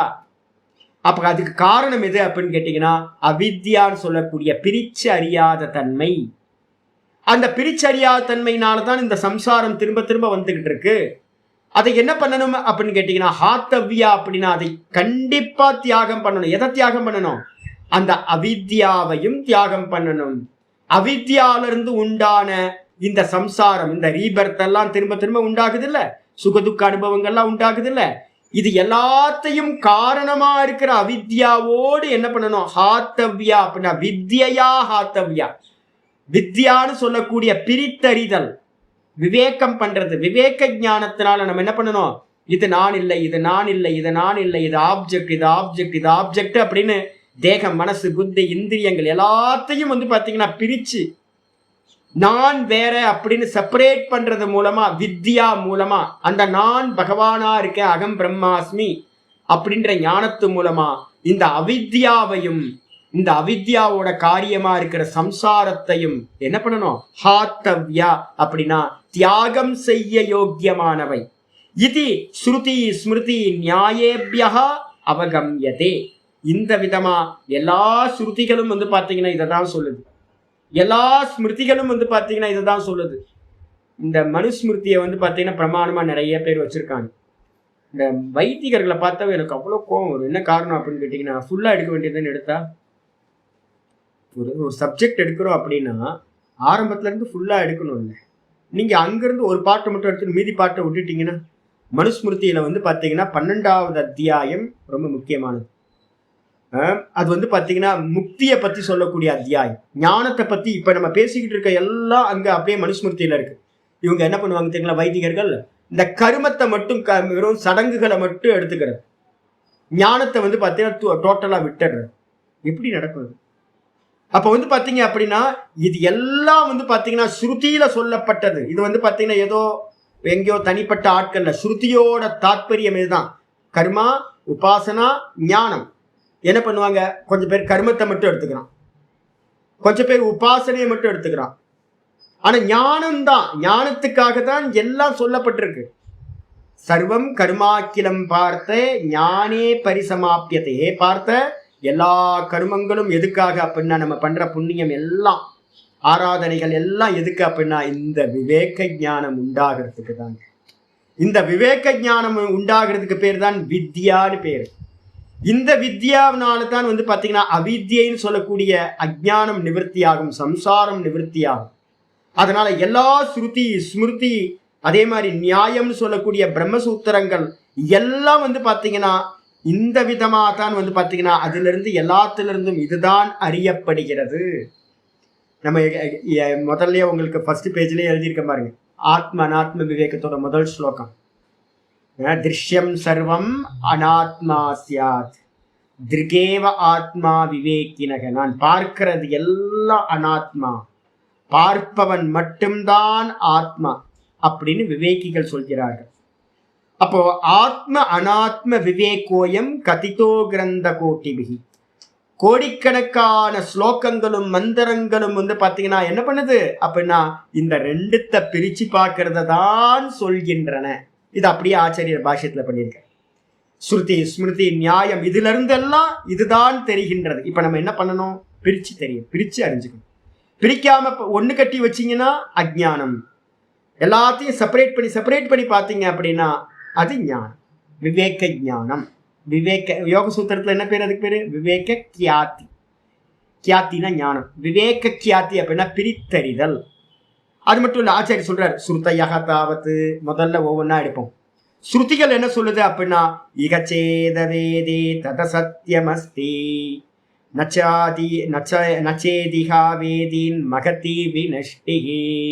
வார்னிங் கால் முதல்ல நமக்கு எல்லாத்துக்கும் வார்னிங் கால் கொடுக்குறார். காஷன் போர்டு வைக்கணும்ல, இந்த பக்கம் போகாத, சூசைட் பாயிண்ட்டு, விழுந்தனா எலும்பு கூட தேராது, பாடி கூட கிடைக்காது, எங்கே போய் சேருவோம், எந்த பிறவி கிடைக்கும்னு தெரியாது, வார்னிங் கால் கொடுக்குறோம். அதனால தான் கேனோபனிஷத்தில் வந்து பார்த்தீங்கன்னா மந்திரம் சொல்லுது, கேனோபனிஷத் மந்திரம் சொல்லுது இகச்சேத் அவேதீத். இந்த ஜென்மத்திலேயே இந்த சரீரத்தை பிரித்து இதையெல்லாம் திருஷ்யம் அப்படின்னு பிரித்து நான் அப்படின்ற தத்துவத்தை பிரித்து அந்த நான் பிரம்மமா இருக்கேன், ஈஸ்வரனா நான் இருக்கேன் அப்படின்னு தெரிஞ்சுக்கிட்டா இகச்சேத் அவேதித். இந்த ஜென்மத்திலே, ஈகனா இந்த ஜென்மத்திலேயே, ஒருவேளை சேத் ஒருவேளை அவேதித் அப்படின்னா அறிந்து கொண்டால் என்ன நடக்கும், அத சத்தியமஸ்தி, நீங்க சத்தியம் ஆயிடுவீங்க, பிறக்காதவங்களை ஆயிடுவீங்க. இந்த ஜென்மம் சாஃபல்யம் ஆயிடும். இந்த ஜென்மம் வந்து பார்த்தீங்கன்னா பிறவி பையன் வந்து கிடைச்சிரும், இனி திரும்ப பிறக்க வேணாம், சத்தியமா ஆயிடலாம். அதே நேரத்தில் ஒருவேளை கவனக்குறைவுனால, மோகத்தினால, பிரிச்சறியாததுனால, இந்த மோகத்துல, மாயையோட மோகத்துல மயங்கி போய் கிடக்கிறோம் அப்படின்னா என்னாகும், நச்சேத இக அவேதித். இந்த ஜென்மத்திலேயே அறியாமல் போனால் என்ன சுவாமி ஆகும்னா மகதி வினஷ்டிஹி, மிகப்பெரிய லாஸ் ஆகும், பெரிய நாசம் உண்டாகும். யாரும் வாணிக்காலே சொல்றது இல்லை. எல்லாம் வந்து பார்த்தீங்கன்னா சம்சாரத்தை வந்து மங்களமாக சொல்லிட்டு இருக்கான். யூடியூப்பை திறந்தா, ஃபேஸ்புக்கை திறந்தா வந்து பார்த்தீங்கன்னா பிரவச்சனம் பண்ணுறவங்களே வந்து பார்த்தீங்கன்னா யாருக்கும் இந்த எஜுகேஷனே கிடைக்கல. எல்லாத்துக்கும் நிவர்த்தியை சொல்லுங்க அப்படின்னா நிவர்த்தியை எவனுமே சொல்ல மாட்டேன்றான், உள்ளதை உள்ளபடி சொல்ல மாட்டேன்றான். கவிஞர்கள் எல்லாம் நீ குடிச்ச தண்ணீரை வந்து தீர்த்தம் என்று நான் குடிப்பேன் அப்படின்னா இவனெல்லாம் என்ன பண்றது சொல்லுங்க. அழுக்கு தண்ணியை வந்து பார்த்தீங்கன்னா தீர்த்தண்ணை குடிப்பேன், நீ என்ன சந்தனமாக வரப்போகுது எல்லாம் அடப்பாவிகளா. இதே மாதிரி சம்சாரத்தை என்ன பண்ணிட்டோம் அப்படின்னு கேட்டிங்கன்னா, எல்லாத்தையும் மேக்கப் போட்டு யதார்த்தத்தை சொல்றதே இல்லை. நமக்கு வந்து பார்த்தீங்கன்னா மாட்டிக்கிட்டு இருக்கோம், அவஸ்தைப்பட்டுக்கிட்டு இருக்கோம். இன்னும் எத்தனை ஜென்மங்கள் எப்படி எடுக்க போறோம்னு தெரியல. எப்படியாவது வந்து பார்த்தீங்கன்னா தப்பிச்சு போகணும். இந்த ஜென்மம் வந்து பார்த்தீங்கன்னா நமக்கு நல்ல ஒரு சான்ஸ் கொடுத்துருக்கு. ஓரளவு கொஞ்சம் தேக உபாதைகள் இருந்தாலும் கூட ஓரளவு பரவாயில்ல. உட்காந்து பாடம் கேட்க முடியுது, உட்காந்து சிந்தனை பண்ண முடியுது, புரியுது, சொன்னா புரியுது. அப்ப இம்ப்ளிமெண்ட் பண்ணணும், பிரிச்சு அறியணும். இந்த ஜென்மத்திலேயே இந்த ஆத்மால வந்து பார்த்தீங்கன்னா எஸ்டாப்ளிஷ் ஆயிடணும். இந்த திருஷ்யம்னு இதை எல்லாத்தையும் விளக்கிட்டு நிக்கணும், தானா நிக்கணும், அகம் பிரம்மாஸ்மின்னு நிக்கணும். ஒருவேளை நிக்கல அப்படின்னா எத்தனை கோடி ஜென்மங்கள் திரும்ப கிடைக்கும் தெரியாது. அடுத்த சான்ஸ் வந்து பாத்தீங்க அப்படின்னா எத்தனை ஆயிரமா எத்தனை லட்சம் ஜென்மங்களா தெரியாது. இப்ப நம்ம மனுஷ ஜென்மம் கிடைச்சிருக்கு, திரும்ப எப்போ கிடைக்கும் இந்த சான்ஸ்? மனுஷ ஜென்மம் கிடைக்கணும், நல்ல ஆச்சாரியார் கிடைக்கணும், சூழ்நிலை சரியா நமக்கு அமையணும், எல்லாம் அமைஞ்சு வந்து பாத்தீங்க அப்படின்னா இது புரியணும். இதை புரிஞ்சதுல வந்து பாத்தீங்கன்னா இம்ப்ளிமெண்ட் பண்ணணும். அப்போ வந்து பார்த்தீங்கன்னா இப்போ இருக்க ஒரு சான்ஸ் திரும்ப எப்போ கிடைக்கும்னு, அப்போ பலகீனத்திலிருந்து எவ்வளோ சீக்கிரம் வெளியில் வர முடியுமோ வெளில வந்து இதை யூஸ் பண்ணிக்கணும். இது மாதிரி வந்து பார்த்தீங்கன்னா கேன உபனிஷத் முதல் இது வந்து பார்த்தீங்கன்னா வார்னிங் கொடுத்தாச்சு. ரெண்டாவது வந்து பார்த்தீங்கன்னா நரசிம்ம பூர்வ தாப்பினி உபனிஷத் சொல்லுது. நரசிம்ம பூர்வ தாப்பினி, நிருசிம்ம பூர்வ தாப்பினி. தமேவம் வித்வான் அமிர்த இக பவதி. இங்கேயே ஒருத்தன் நான் பிரம்மமா இருக்க, நான் கான்சியஸ்னஸா இருக்க, நான் இந்த தேகாதிகள் இல்லை, இந்த தேக மனசு புத்தி எல்லாம் நான் இல்லை அப்படின்னு எவன் அறிகின்றானோ அந்த வித்வான் என்ன பண்றான்? இக அமிர்த பவதி, இங்கேயே சாகாதவனாக ஆகின்றான். தேகம் செத்து போகும். அப்ப தேகம் நான் இல்லை, நான் கான்சியஸ்னஸ் அப்படின்னு சொன்னீங்கன்னா சந்திரன் வந்து பாத்தீங்கன்னா பிரதிபிம்பம் இங்க பானையில உண்டாகுது, பானை உடையும், பானை உடைஞ்சாலும் ஜலம் கீழே கொட்டினாலும் வந்து பார்த்தீங்கன்னா சந்திரனுக்கு ஏதாவது லாஸ் இருக்கா? சந்திரன் அப்படியே இருப்பான். ஆயிரக்கணக்கான பானைகள் உடைஞ்சாலும் சந்திரனுக்கு மேலே ஒன்றும் ஆகாது. அப்போ எது நாசம் ஆகுது? ரிஃப்ளக்ஷனுக்கு தான்.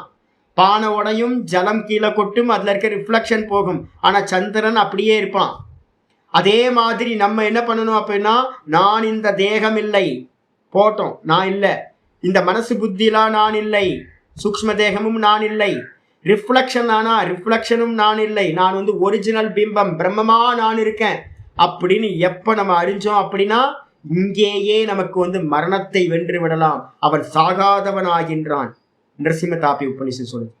அதுக்கப்புறம் ஸ்வேதாஸ்வதர உபனிஷத்து ரொம்ப முக்கியமான சொல்லுது. நான்யப்பந்தா வித்யதேயனாய. மோட்ச மார்க்கத்துல வந்து பாத்தீங்கன்னா இந்த பிரம்மத்தை அறியறத தவிர்த்து இந்த ஆத்மாவை இந்த தேகாதிகளை பிரிச்சு நான் பிரம்மம்னு அறியறதுக்கு அந்நியமா வேற எந்த உபாயமும் இல்லை. ந அந்நிய பந்தா, இந்த ஞான மார்க்கத்துக்கு அந்நியமா, பந்தானா பாதை, வேற ஒரு மார்க்கம் வந்து பாத்தீங்கன்னா அயனாய ந வித்யதே. மோட்சத்துக்கு போறதுக்கு, மோட்சத்தை அடையிறதுக்கு இதுக்கு அந்நியமா வேற ஒரு மார்க்கம் இல்லவே இல்லை. அதனால்தான் கீதால 2வது லைன்ல சொல்லும் போது என்ன சொல்றாரு? க்ஷேத்திர க்ஷேத்திரங்கியோர் ஞானம் எத்தது ஞானம் மதம் மம. இதுதான் ஞானம். இந்த ஞானத்தினாலதான் நம்ம மோட்சம் அடைய முடியும், பிரிச்சறியறதுனால. இது கண்ணியமா வேற மார்க்கமே இல்லை அப்படின்னு மற்றதெல்லாத்தையும் இது பண்ணி ஷட் டவுன் பண்ணியாச்சு, மந்திரம் சொல்லிடுச்சு. அதுக்கப்புறம் அடுத்த மந்திரம் சொல்லுது, வித்வான் ந பிபேதி குதஸ்சன. எப்ப நான் பிரிச்சு நான் அப்படின்னு என்னுடைய சுரூபம் வந்து பார்த்தீங்கன்னா பார்ப்பவன் அப்படின்னு கான்சியஸ்னஸ்ல நீங்க அதுல நின்று அதை அறிஞ்சு அதை நின்ட்டீங்களோ அப்ப வந்து உலகத்துல இருக்கிற எந்த விஷயமும் உங்களுக்கு என்ன பண்ணாது? பயப்படுத்த முடியாது. அதுதான் இங்க சொல்லுது. வித்வான், வித்வானா ஆத்மாவை அறிந்தவன். ந பிபேதி குதஸ்டன, எந்த ஒரு ரீசன்ல இருந்தும் அவன் பயப்படுவதில்லை. நமக்கு பயம் வந்துருதே, ஐயோ சுகர் வந்துருச்சு, கிட்னி ஃபெயிலியர். நேற்று ஒருத்தர் சொன்னார் அவருக்கு பார்வை கம்மி ஆகி போச்சு சுவாமி. எனக்கு தெரிஞ்ச ஒருத்தர் நேற்று இருந்தார். ஒருத்தர் வந்து பார்த்தீங்கன்னா கன்னியாகுமரியில் இருந்தார், நல்ல நல்ல மிலிட்ரியிலேருந்து வந்தார், வந்து தனியாக ஏகாந்தமாக தங்கிட்டு அனுஷ்டானம் பண்ணிட்டு இருந்தார். குமார கோயில்னு ஒரு இடம், அருமையான க்ஷேத்திரம். எப்போ போனீங்கன்னா குமார கோயில் போகும், கன்னியாகுமரியில் மார்த்தாண்டத்துக்கு பக்கத்தில் இருக்குது. எக்ஸலண்ட்டான கோயில், குமார கோயில். முருகனுக்கு பக்தராக இருக்கவங்களாம் போய் பார்க்கணும் கண்டிப்பாக. அதுக்கு பின்பக்கம் ஒரு சுவாமி இருந்தார், எனக்கு தெரிஞ்ச ஒருத்தர் இருந்தார். இப்போ சுகர் வந்து அவருக்கு கண்ணு தெரியாமல் போச்சு சுவாமி. அங்க அவருக்கு கண்ணு தெரியலனோட இப்ப நமக்கு உள்ளுக்குள்ள கலவரம் வருது. என்னன்னு கேட்டீங்கன்னா, ஐயோ நமக்கும் சுகர் எங்கேயோ இருக்கு, அப்ப நமக்கும் கண்ணு போயிடுமோ, பார்வை பாதிச்சிருமா. அப்புறம் இன்னொருத்தர் சொல்றாரு, சுவாமி டயாலிசிஸ் ஆரம்பிச்சிட்டாங்க அவருக்கு. ஓ டயாலிசிஸ் ஆரம்பிச்சிட்டாங்க, அப்ப நமக்கும் கிட்னி ஃபெயிலியர் ஆகுமா. அவர் வந்து பார்த்தீங்கன்னா சர்ஜரி பண்ணிட்டாரு, ஹார்ட்ல ப்ராப்ளம். என்ன காரணம்னு கேட்டீங்கன்னா சுகரு. ஐயோ அப்ப நமக்கும் வந்துருமோ. அவருக்கு வந்து பார்த்தீங்கன்னா ஒரு சின்ன புண்ணு தான் காலில் வந்துச்சு, சுகர் பேஷண்ட்டாக இருக்காரு, காலை எடுத்துட்டாங்க. ஐயோ காலை எடுத்துட்டாங்களா, நமக்கும் கால் போயிடுமோ. 50 வயசை கிராஸ் பண்ணும்போது எல்லாம் நமக்கு என்ன இருக்கும், ஒரே கலவரம். ஒரு மெசேஜ் ஃபோனில் வந்துச்சு அப்படின்னு கேட்டிங்கன்னா, ஏதோ தப்பாக வந்துச்சு அப்படின்னா, ஐயோ ஃபோனில் இருந்து ஹேக் பண்ணி நம்மளோட பணத்தெல்லாம் பேங்க்லேருந்து எடுத்துருவானோ பயம். எவனோ ஒருத்தன் வந்து பார்த்தீங்கன்னா நம்ம லேண்டு போய் பார்த்தே ரொம்ப நாள் ஆச்சு, லேண்டை வேற எவனா ஒருத்தன் காம்பவுண்டு கேட்டு போட்டு உட்காந்துட்டானா, லேண்டு போயிடுமோ, வீடு போயிடுமோ, உடம்பு போயிடுமோ, எவ்வளோ துக்கம் இல்லை. அப்போ நமக்கு பயப்படுத்துறதுக்கு வந்து பார்த்தீங்க அப்படின்னா சுற்றி எல்லாம் பயப்படுத்துறதுக்காக இருக்கு. இதே வந்து பார்த்தீங்கன்னா எந்த வித்வான் ஞானி புருஷன் நான் பிரம்மமா இருக்கேன், கான்சியஸ்னஸா இருக்கேன், இதெல்லாம் சொப்பனம் மாதிரி அப்படின்னு ஒதுக்குறானோ அப்படிப்பட்டவன் எதிலிருந்தும் அவன் பயப்படுவதில்லை சொல்லியாச்சு. இது வந்து தைத்திரிய உபனிஷத்துல இருக்கிறது. இது வந்து ஞானிகளை பத்தி. அதே நேரத்துல அவிதுஷஸ்து அவிதுஷா அப்படின்னா என்ன அர்த்தம், அஜ்ஞானிகள், அவங்கள பத்தியும் மந்திரம் சொல்லுது. அத தஸ்யம் பயம் பவதி, அத தஸ்ய பயம் பவதி. எங்கெல்லாம் துவைத்தமிவ பவதி, எத்தனை துவைத்தமிவ பவதி தத்திர பயம் பவதி. எங்கெல்லாம் ரெண்டுன்னு இருக்கோ, எங்கெல்லாம் ரெண்டுன்னு இருக்கோ, எனக்கு அந்நியமா நீங்க கைலாயத்துக்கு போனா கூட பூத்த கணங்களுக்குள்ள சண்டை வந்துடும். பூத்த கணங்களுக்கு சுவாமி பக்கத்துல இருப்பாங்க, சுவாமிக்கு பின்னாடி பார்வதி தேவிக்கு சிவபெருமானுக்கும் பக்கத்துல நின்றுட்டு சாமரை வீசிக்கிட்டு இருப்பாங்க. பக்கத்துல இருக்கிறவ இன்னொருத்தியை பார்த்து கோபம் வரும். அவன் என்ன வந்து சுவாமி வந்து பார்த்தீங்கன்னா அவளை பார்த்து சிரிக்கிறாரு, என்னை பார்த்து சிரிக்க மாட்டேன்றாரு அப்படின்னு கோபம் வந்துடும் நமக்கு. எங்கெல்லாம் வந்து பார்த்தீங்கன்னா துவைத்தம் கொஞ்சமாவது இருக்கோ, நான் வேற இது வேற அப்படின்னு, அங்கெல்லாம் வந்து பார்த்தீங்கன்னா தஸ்ய அத தஸ்ய பயம் பவதி. கண்டிப்பா ரெண்டுன்னு நீங்க பார்த்தீங்க அப்படின்னா அங்க கண்டிப்பா பயம் உண்டாகும். ஆயிடுச்சா. அதே மாதிரி வந்து பார்த்தீங்கன்னா அவித்யாயாம் அந்தரே வர்த்தமானாகா. எல்லாம் ஊர்ல ஏகப்பட்ட பேர் வந்து பார்த்தீங்கன்னா வெல்விஷரா இருக்கிறவங்களாம் நிறைய இருக்காங்க, படிச்சவங்களாம் நிறைய பேர் இருக்காங்க. மூஞ்சிலே 4 குத்தணும் போலதான் இருக்கு, அவனுக்கே வாழ்க்கை தெரிய மாட்டேங்குது. இப்ப இருக்க பெருசுங்களுக்கெல்லாம் வந்து பார்த்தீங்கன்னா வாழ்க்கையே தெரிய மாட்டேங்குது. கொஞ்சம் பேர் தான் வந்து பார்த்தீங்கன்னா நான் பார்க்குறேன், அந்த பெரியவங்களாம் எங்கே போனாங்கன்னே தெரில. இப்போ ஒருத்தர் 2 பேர் தான் மீடியாவில் இருக்காங்க, பேசுகிறாங்க, தெளிவாக பேசுகிறாங்க. இந்த இலங்கை ஜெயராஜ்னு ஒரு பெரியவர் பேசுகிறார், நல்ல அற்புதமாக பேசுகிறார். தெளிவுனா தெளிவு, கிளியர் விஷயம். இது மாதிரி அங்கங்கே இருக்காங்க. மீதி பேரெல்லாம் வந்து இந்த சம்சாரன்றதை யாருமே சொல்ல மாட்டேன்றாங்க. ராமாயணத்தை சொன்னாலும் வேதாந்தத்தை சொல்லணும், பாகவதத்தை சொன்னாலும் வேதாந்தத்தை சொல்லணும். எந்த பக்தி கிரந்தங்களை நீங்க சொல்றதா இருந்தாலும் முக்தியை பத்தி பேசியே ஆகணும். ஆனா இங்க இருக்கிறவன் எவனுமே முக்தியை பத்தியே பேசுறது. ஆனா தன்னை வந்து எப்படி நினைச்சுக்கிட்டு இருக்காங்க, தனக்கு எல்லாம் தெரியும். அதான் இங்க மந்திரம் சொல்லுது என்னன்னா அவித்யாயாம் அந்தரே வர்த்தமானாக. அவித்யைக்குள்ளார சிக்கிக்கிட்டு நேம் ஃபேம் எல்லாத்துலயும் மாட்டிக்கிட்டு, உறவு சிக்கல்கள் நிறைய, ரிலேஷன்ஷிப், பணம், பதவி எல்லாத்துலயும் மாட்டிக்கிட்டு இந்த உலகத்துல சம்சாரத்துல இருக்கணும்னு தெரியாம தன்னை வந்து பார்த்தீங்கன்னா என்னது பெருசா நினைச்சுக்கிட்டு இருக்கிறது. அவித்யாயாம் அந்தரே வர்த்தமானாக ஸ்வயம் தீராக பண்டிதம் மன்யமானாக அந்தேன நீயமானா யதா அந்தாக. முண்டகோபனிஷத்துல கட்டோபனிஷத்துலாம் ஒரு பெரிய மந்திரம் இருக்கு. குருடும் குருடும் குருட்டாட்டமாடி குழி விழுந்தார் போலேன்னு திருமந்திரத்துல இருக்கிறது. அது அப்படியே சொல்லுது. தன்னை ரொம்ப பெரிய ஆளுன்னு நினைச்சுக்கிட்டு நம்ம மாமா சித்தப்பா பெரியப்பாலாம் இருப்பாங்க ஊர்ல வீட்டுல. நீங்க வந்து பாத்தீங்கன்னா சின்ன பசங்களா இருந்துட்டு கேட்டீங்க அப்படின்னா என்ன பண்ணணும், அதுல இன்வெஸ்ட் பண்ணு, இதுல இன்வெஸ்ட் பண்ணு, அது உங்களுக்கு பயத்தை கிரியேட் பண்ணிக்கிட்டே இருப்பாங்களோடைய. நான் இவ்வளவு படிச்சவன் அவளை படிச்சவன் அப்படின்னு தன்னை வந்து பெரிய பண்டிதன் மாதிரி நினைச்சுப்பாங்க. ஆனா வந்து பாத்தீங்க அப்படின்னா அவங்களுக்கே வாழ்க்கையை தெரியாது, என்ன கோல் அப்படின்னு தெரியாது, என்ன போகணும்னு தெரியாது. அது மாதிரி மாட்டிக்கிட்டு வந்து பாத்தீங்கன்னா குருடும் குருடும் குருட்டாட்டமாடி குழி விழுந்தார் போல அந்தேன நீயமானா யதா அந்தாக. ஒரு குருடனால வழி நடத்தப்படுற குருடர்கள் என்னவா ஆவாங்க, எல்லாம் சேர்ந்து ஒன்னா பள்ளத்துல விழ வேண்டியதுதான். அதே மாதிரி வந்து பாத்தீங்கன்னா இந்த லோக்கத்துல நிறைய பேர் இருக்காங்க, ரொம்ப கேர்ஃபுல்லா இருக்கணும். அது மட்டும் இல்ல, பிரம்ம வேத பிரம்மைவ பவதி. எவன் பிரம்மத்தை அறிகின்றானோ அவன் பிரம்மமாகவே ஆகின்றான். பிரம்மத்தை அறிந்தவன் வந்து பார்த்தீங்கன்னா திரும்ப ஜீவன ஆகிறது இல்லை. பிரம்மத்தை அறிஞ்சா அவன் பிரம்மம் ஆயிடுவான் அப்படின்னு முண்டக்கோபனிஷத் மந்திரம் சொல்லுது. அந்யோ அசௌ அந்யோ அகமஸ்மீதி நசவேத யதா பசுரேவ ச தேவானாம். பிருகதாரண்யத்தை ரொம்ப முக்கியமான மந்திரம் உங்களுக்கு நான் அடிக்கடி சொல்லிட்டே இருக்கிறது.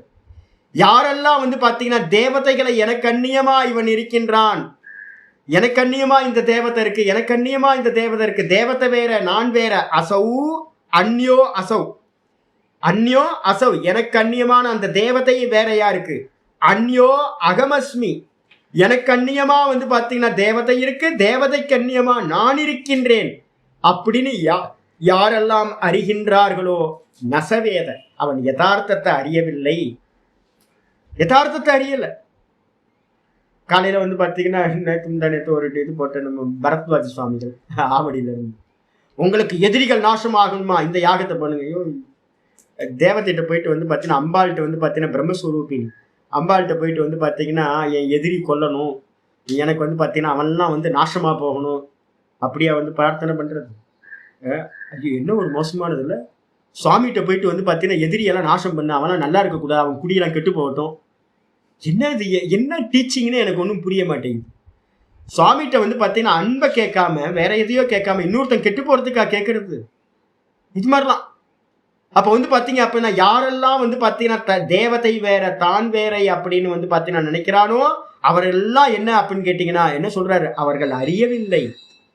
கீதால என்ன சொல்லியிருக்கு, நான் தான் எல்லா தேகங்களிலும் என்னவா இருக்கு, அறிபவனா இருக்கு. அப்ப என்ன அர்த்தம், சுவாமியும் நானும் வேற வேற இல்லை. இதான் யதார்த்த ஞானம். சுவாமி மட்டும்தான் இருக்காரு, ஜீவன் ஒருத்தர் இல்லவே இல்லை அப்படின்னு சொல்றது யதார்த்த ஞானம். யாரெல்லாம் பேதத்தை பார்க்கிறாங்களோ அவர்கள் அறியவில்லை. அது மட்டும் இல்ல, என்னன்னு கேட்டா யதா பசுரேவ தேவானாம். இதை ஹைலைட் பண்ணீங்க. நான் சொன்னேன்ல, நீங்கள்லாம் வந்து பார்த்தீங்கன்னா பகவானுக்கு வந்து பசுரேவ, நீங்கள்லாம் வந்து இந்த தேவதைகளுக்கு பசுக்கள்.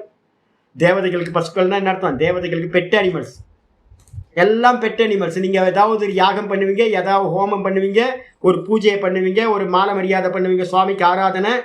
உடனே வந்து பார்த்தீங்கன்னா அந்த தேவத்தை என்ன பண்ணும், டாமி ஷேக்கன் ஷேக்கன் ஷேக்கன் அப்படின்னு ஒரு பிஸ்கட்டை தூக்கி போட்டு, மில்க் பிஸ்கட்டை தூக்கி போட்டு ஷேக்கன் ஷேக்கன்னு நாய் வந்து பார்த்தீங்கன்னா ஒரு காலை தூக்கி என்ன பண்ணி ஷேக் பண்ணும். டாமி டாமி அப்படின்னா வந்து பார்த்தீங்கன்னா வாழை அந்த சின்ன குட்டி நாய் பார்த்தீங்கன்னா தெரியும், வாழை என்ன வேகமாக அடிக்கும் சிரத்தைக்கு ஏற்ற மாதிரி. கொஞ்சம் சிரத்தை இருந்துச்சுன்னா தெருவில் போகிறோம் அப்படின்னா சின்ன நாய் என்ன பண்ணும், லைட்டாக ஆட்டும். அப்போ என்ன அர்த்தம், கொஞ்சோண்டு விசுவாசம் இருக்குது. இதே வந்து டெய்லி பிஸ்கட் போட்டு பார்த்தீங்க அப்படின்னா அந்த நாய் என்ன பண்ணு தெரியுங்களா, அவங்கள பார்த்தோன்னு அந்த நாயோட வால் வந்து லைட்டாலாம் ஆடாது, டக்கு ஆடும். அப்போ தெரிஞ்சுக்கலாம் ரொம்ப சிரத்தை, ரொம்ப ஃபீடிங் பண்ணியிருக்கீங்க போல இருக்கு அப்படின்னு. நம்மளும் அப்படிதான். தேவதையை வந்து எனக்கு அந்நியமாகவே ஈஸ்வரனை தேவதையை நான் முடிய கொடுக்குறேன், நீ எனக்கு இதை கொடு அதை கொடு அப்படியே வியாபாரம் பண்ணி யாரெல்லாம் பார்க்குறாங்களோ பகவானும் என்ன பண்ணுறாரு, இன்னும் புத்தி வரலையே அப்படின்னு ஒரு பிஸ்கட் துண்டா போட்டுட்டு இருப்பார். நம்மளையும் பிஸ்கட்டை பிடிச்சிக்கிட்டு ரொம்ப விசுவாசமாக இருக்கும். அப்போ என்ன அர்த்தம்னு கேட்டிங்கன்னா, எவன் பேதத்தை பார்க்கிறானோ அவன் தேவதைகளுக்கு வந்து பார்த்தீங்கன்னா எப்படிப்பட்டவன் அப்படின்னா பசுரேவ பெட்டரிமல்ஸ் மாதிரி அப்படின்னு தேவாரம் சொல்லியாச்சு. ஆத்ம வித்யக வேற. அதுக்கப்புறம் வந்து பார்த்தீங்கன்னா ஆச்சாரியார் சொல்றாரு என்னன்னு கேட்டீங்கன்னா, ஆத்ம வித்யக ச இதம் சர்வம் பவதி. ஆத்ம வித்யா சொல்லுது என்னன்னா, பேதம்லாம் இல்லைப்பா, பேதம் வாஸ்தவத்தில் பேதம் இல்லவே இல்லை. ஆத்ம வித்யாவை பற்றி பேசும்போது சொல்லுது ச இதம் சர்வம் பவதி. எவன் ஆத்மாவை அறிந்தானோ அவன் வந்து பார்த்தீங்க அப்படின்னா எப்படி இருக்கான், அவன் வந்து பார்த்தீங்கன்னா சொல்றான் இது எல்லாம் ச இதம் சர்வம் பவதி. எவன் தன்னை பிரம்மமாக அறிந்தானோ அவன் எல்லாமாக ஆனான். பிருகதாரண்யத்தில் வந்து பார்த்தீங்கன்னா முக்கியமான மந்திரம் அது. அவன் எல்லாமா ஆனான் அப்படின்னு மந்திரம் சொல்லுது. அது மட்டும் இல்லை, வேற ஒன்று விட்டேன்னா கரெக்ட். அதுக்கப்புறம் யதா சர்மவத்து இத்தியாதியா சகஸ்திரஷக. அவன் என்ன பண்றான் அப்படின்னா இந்த மொத்த லோக்கத்தையும் எப்படி ஒரு சின்ன கார்பெட், ஒரு ஆசனம் இருக்கு, உட்கார்ற ஆசனம். நம்ம என்ன பண்ணுவோம், ஆசனம் ஜபம் முடிச்சதுக்கு அப்புறம் சுருட்டி வைக்கிறோம்ல, பாய் எடுக்கிறோம், பாயை எடுத்து வந்து பார்த்தீங்கன்னா படுத்து முடிச்சோன்னு சுருட்டி வைக்கிறோம். கார்பெட் எடுக்கிறோம், கார்பெட்டை வந்து பார்த்தீங்கன்னா சுருட்டி வைக்கிறோம். அதே மாதிரி வந்து பார்த்தீங்க அப்படின்னா இந்த ஆத்மாவை அறிந்தவன் என்ன பண்றான் அப்படின்னா இந்த மொத்த ஜெகத்தையும் என்ன பண்றானோ, சர்மத்தனா ஒரு லெதர் கார்பெட்டை வந்து பார்த்தீங்கன்னா சுருட்டி வைக்கிற மாதிரி மொத்தத்தையும் தன்னுடைய ஞானத்தினால சுருட்டி விடுகின்றான், சுருட்டி வீசிடுறான். என்ன அர்த்தம் அப்படின்னு கேட்டா, இதெல்லாம் பொய், முடிச்சு போச்சு. இது எல்லாம் நாமரூபம் எல்லாம் பொய். இருக்கிறது எது அப்படின்னா வெறும் ஆத்மா மட்டும்தான் சத்தியம், அந்த ஆத்மா தான் பிரம்மம் அப்படின்ற ஞானத்தை வச்சுக்கிட்டு மீதி எல்லாம் பொய், காணல் ஜலத்துக்கு ஒப்பானது, சொப்பனத்துக்கு ஒப்பானதுன்னு சுருட்டி என்ன பண்றான், வீசி எறிகின்றான் அப்படின்னு இத்தியாதியா சகஸ்திர. இது மாதிரி வித்யாவை பத்தின மந்திரங்களும் நிறைய இருக்கு, அவித்யாவை பத்தின மந்திரங்களும் நிறைய இருக்கு. அப்ப என்னன்னு கேட்டீங்கன்னா அவித்யா லெவல்ல இருந்துகிட்டு பாத்தீங்க அப்படின்னா இங்கெல்லாம் பேதம் தான். அதே நேரத்துல வித்யால இருந்து ஆத்ம ஞானத்துல இருந்து பாத்தீங்க அப்படின்னா பேதம் ஒன்று இல்லவே இல்லை. ஈஸ்வரன் தான் இருக்கார், எல்லாத்துக்குள்ளாரையும் ஈஸ்வரன் தான் ஆத்மாவா இருக்கார் அப்படின்னு புரியும். இதோட மீனிங் திரும்ப நம்ம ஆரம்பிக்கிறோம். ஓம் பூர்ணமத பூர்ணமிதம் பூர்ணாத் பூர்ணமுதச்யதே பூர்ணஸ்ய பூர்ணமாதாய பூர்ணமேவாவசிஷ்யதே. ஓம் சாந்தி சாந்தி சாந்தி. ஹரி ஓம் ஸ்ரீ குருப்யோ நமः. ஹரி ஓம். ஓம் ஸ்ரீ கிருஷ்ணாய பரமாத்மனே நமः. ஸ்ரீ கிருஷ்ண கிருஷ்ண கிருஷ்ண காயேன வாசா மனசேந்திரியைர்வா புத்யாத்மனா வா பிரகிருதே ஸ்வபாவாத் கரோமி யத்யத் சகலம் பரஸ்மை நாராயணாயேதி சமர்ப்பயாமி. ஓம் தத்சத் இது பரபிரம்மார்ப்பணமஸ்து. நாராயண நாராயண நாராயண நாராயண. நமஸ்காரம். இந்த பாடத்தெல்லாம் கொஞ்சம் ஒரு வாட்டி 2 வாட்டி திரும்ப திரும்ப கேளுங்க. இந்த ஒரு பாஷ்யம் மட்டும். நம்மளுடைய ப்ராப்ளம்ஸ் எல்லாத்துக்கும் நமக்கு என்ன கேள்வி வருமோ அந்த கேள்வி எல்லாம் ஆச்சாரியார் எழுப்பி அதெல்லாம் சொல்லுவார். நமஸ்காரம். ஹரி ஓம்.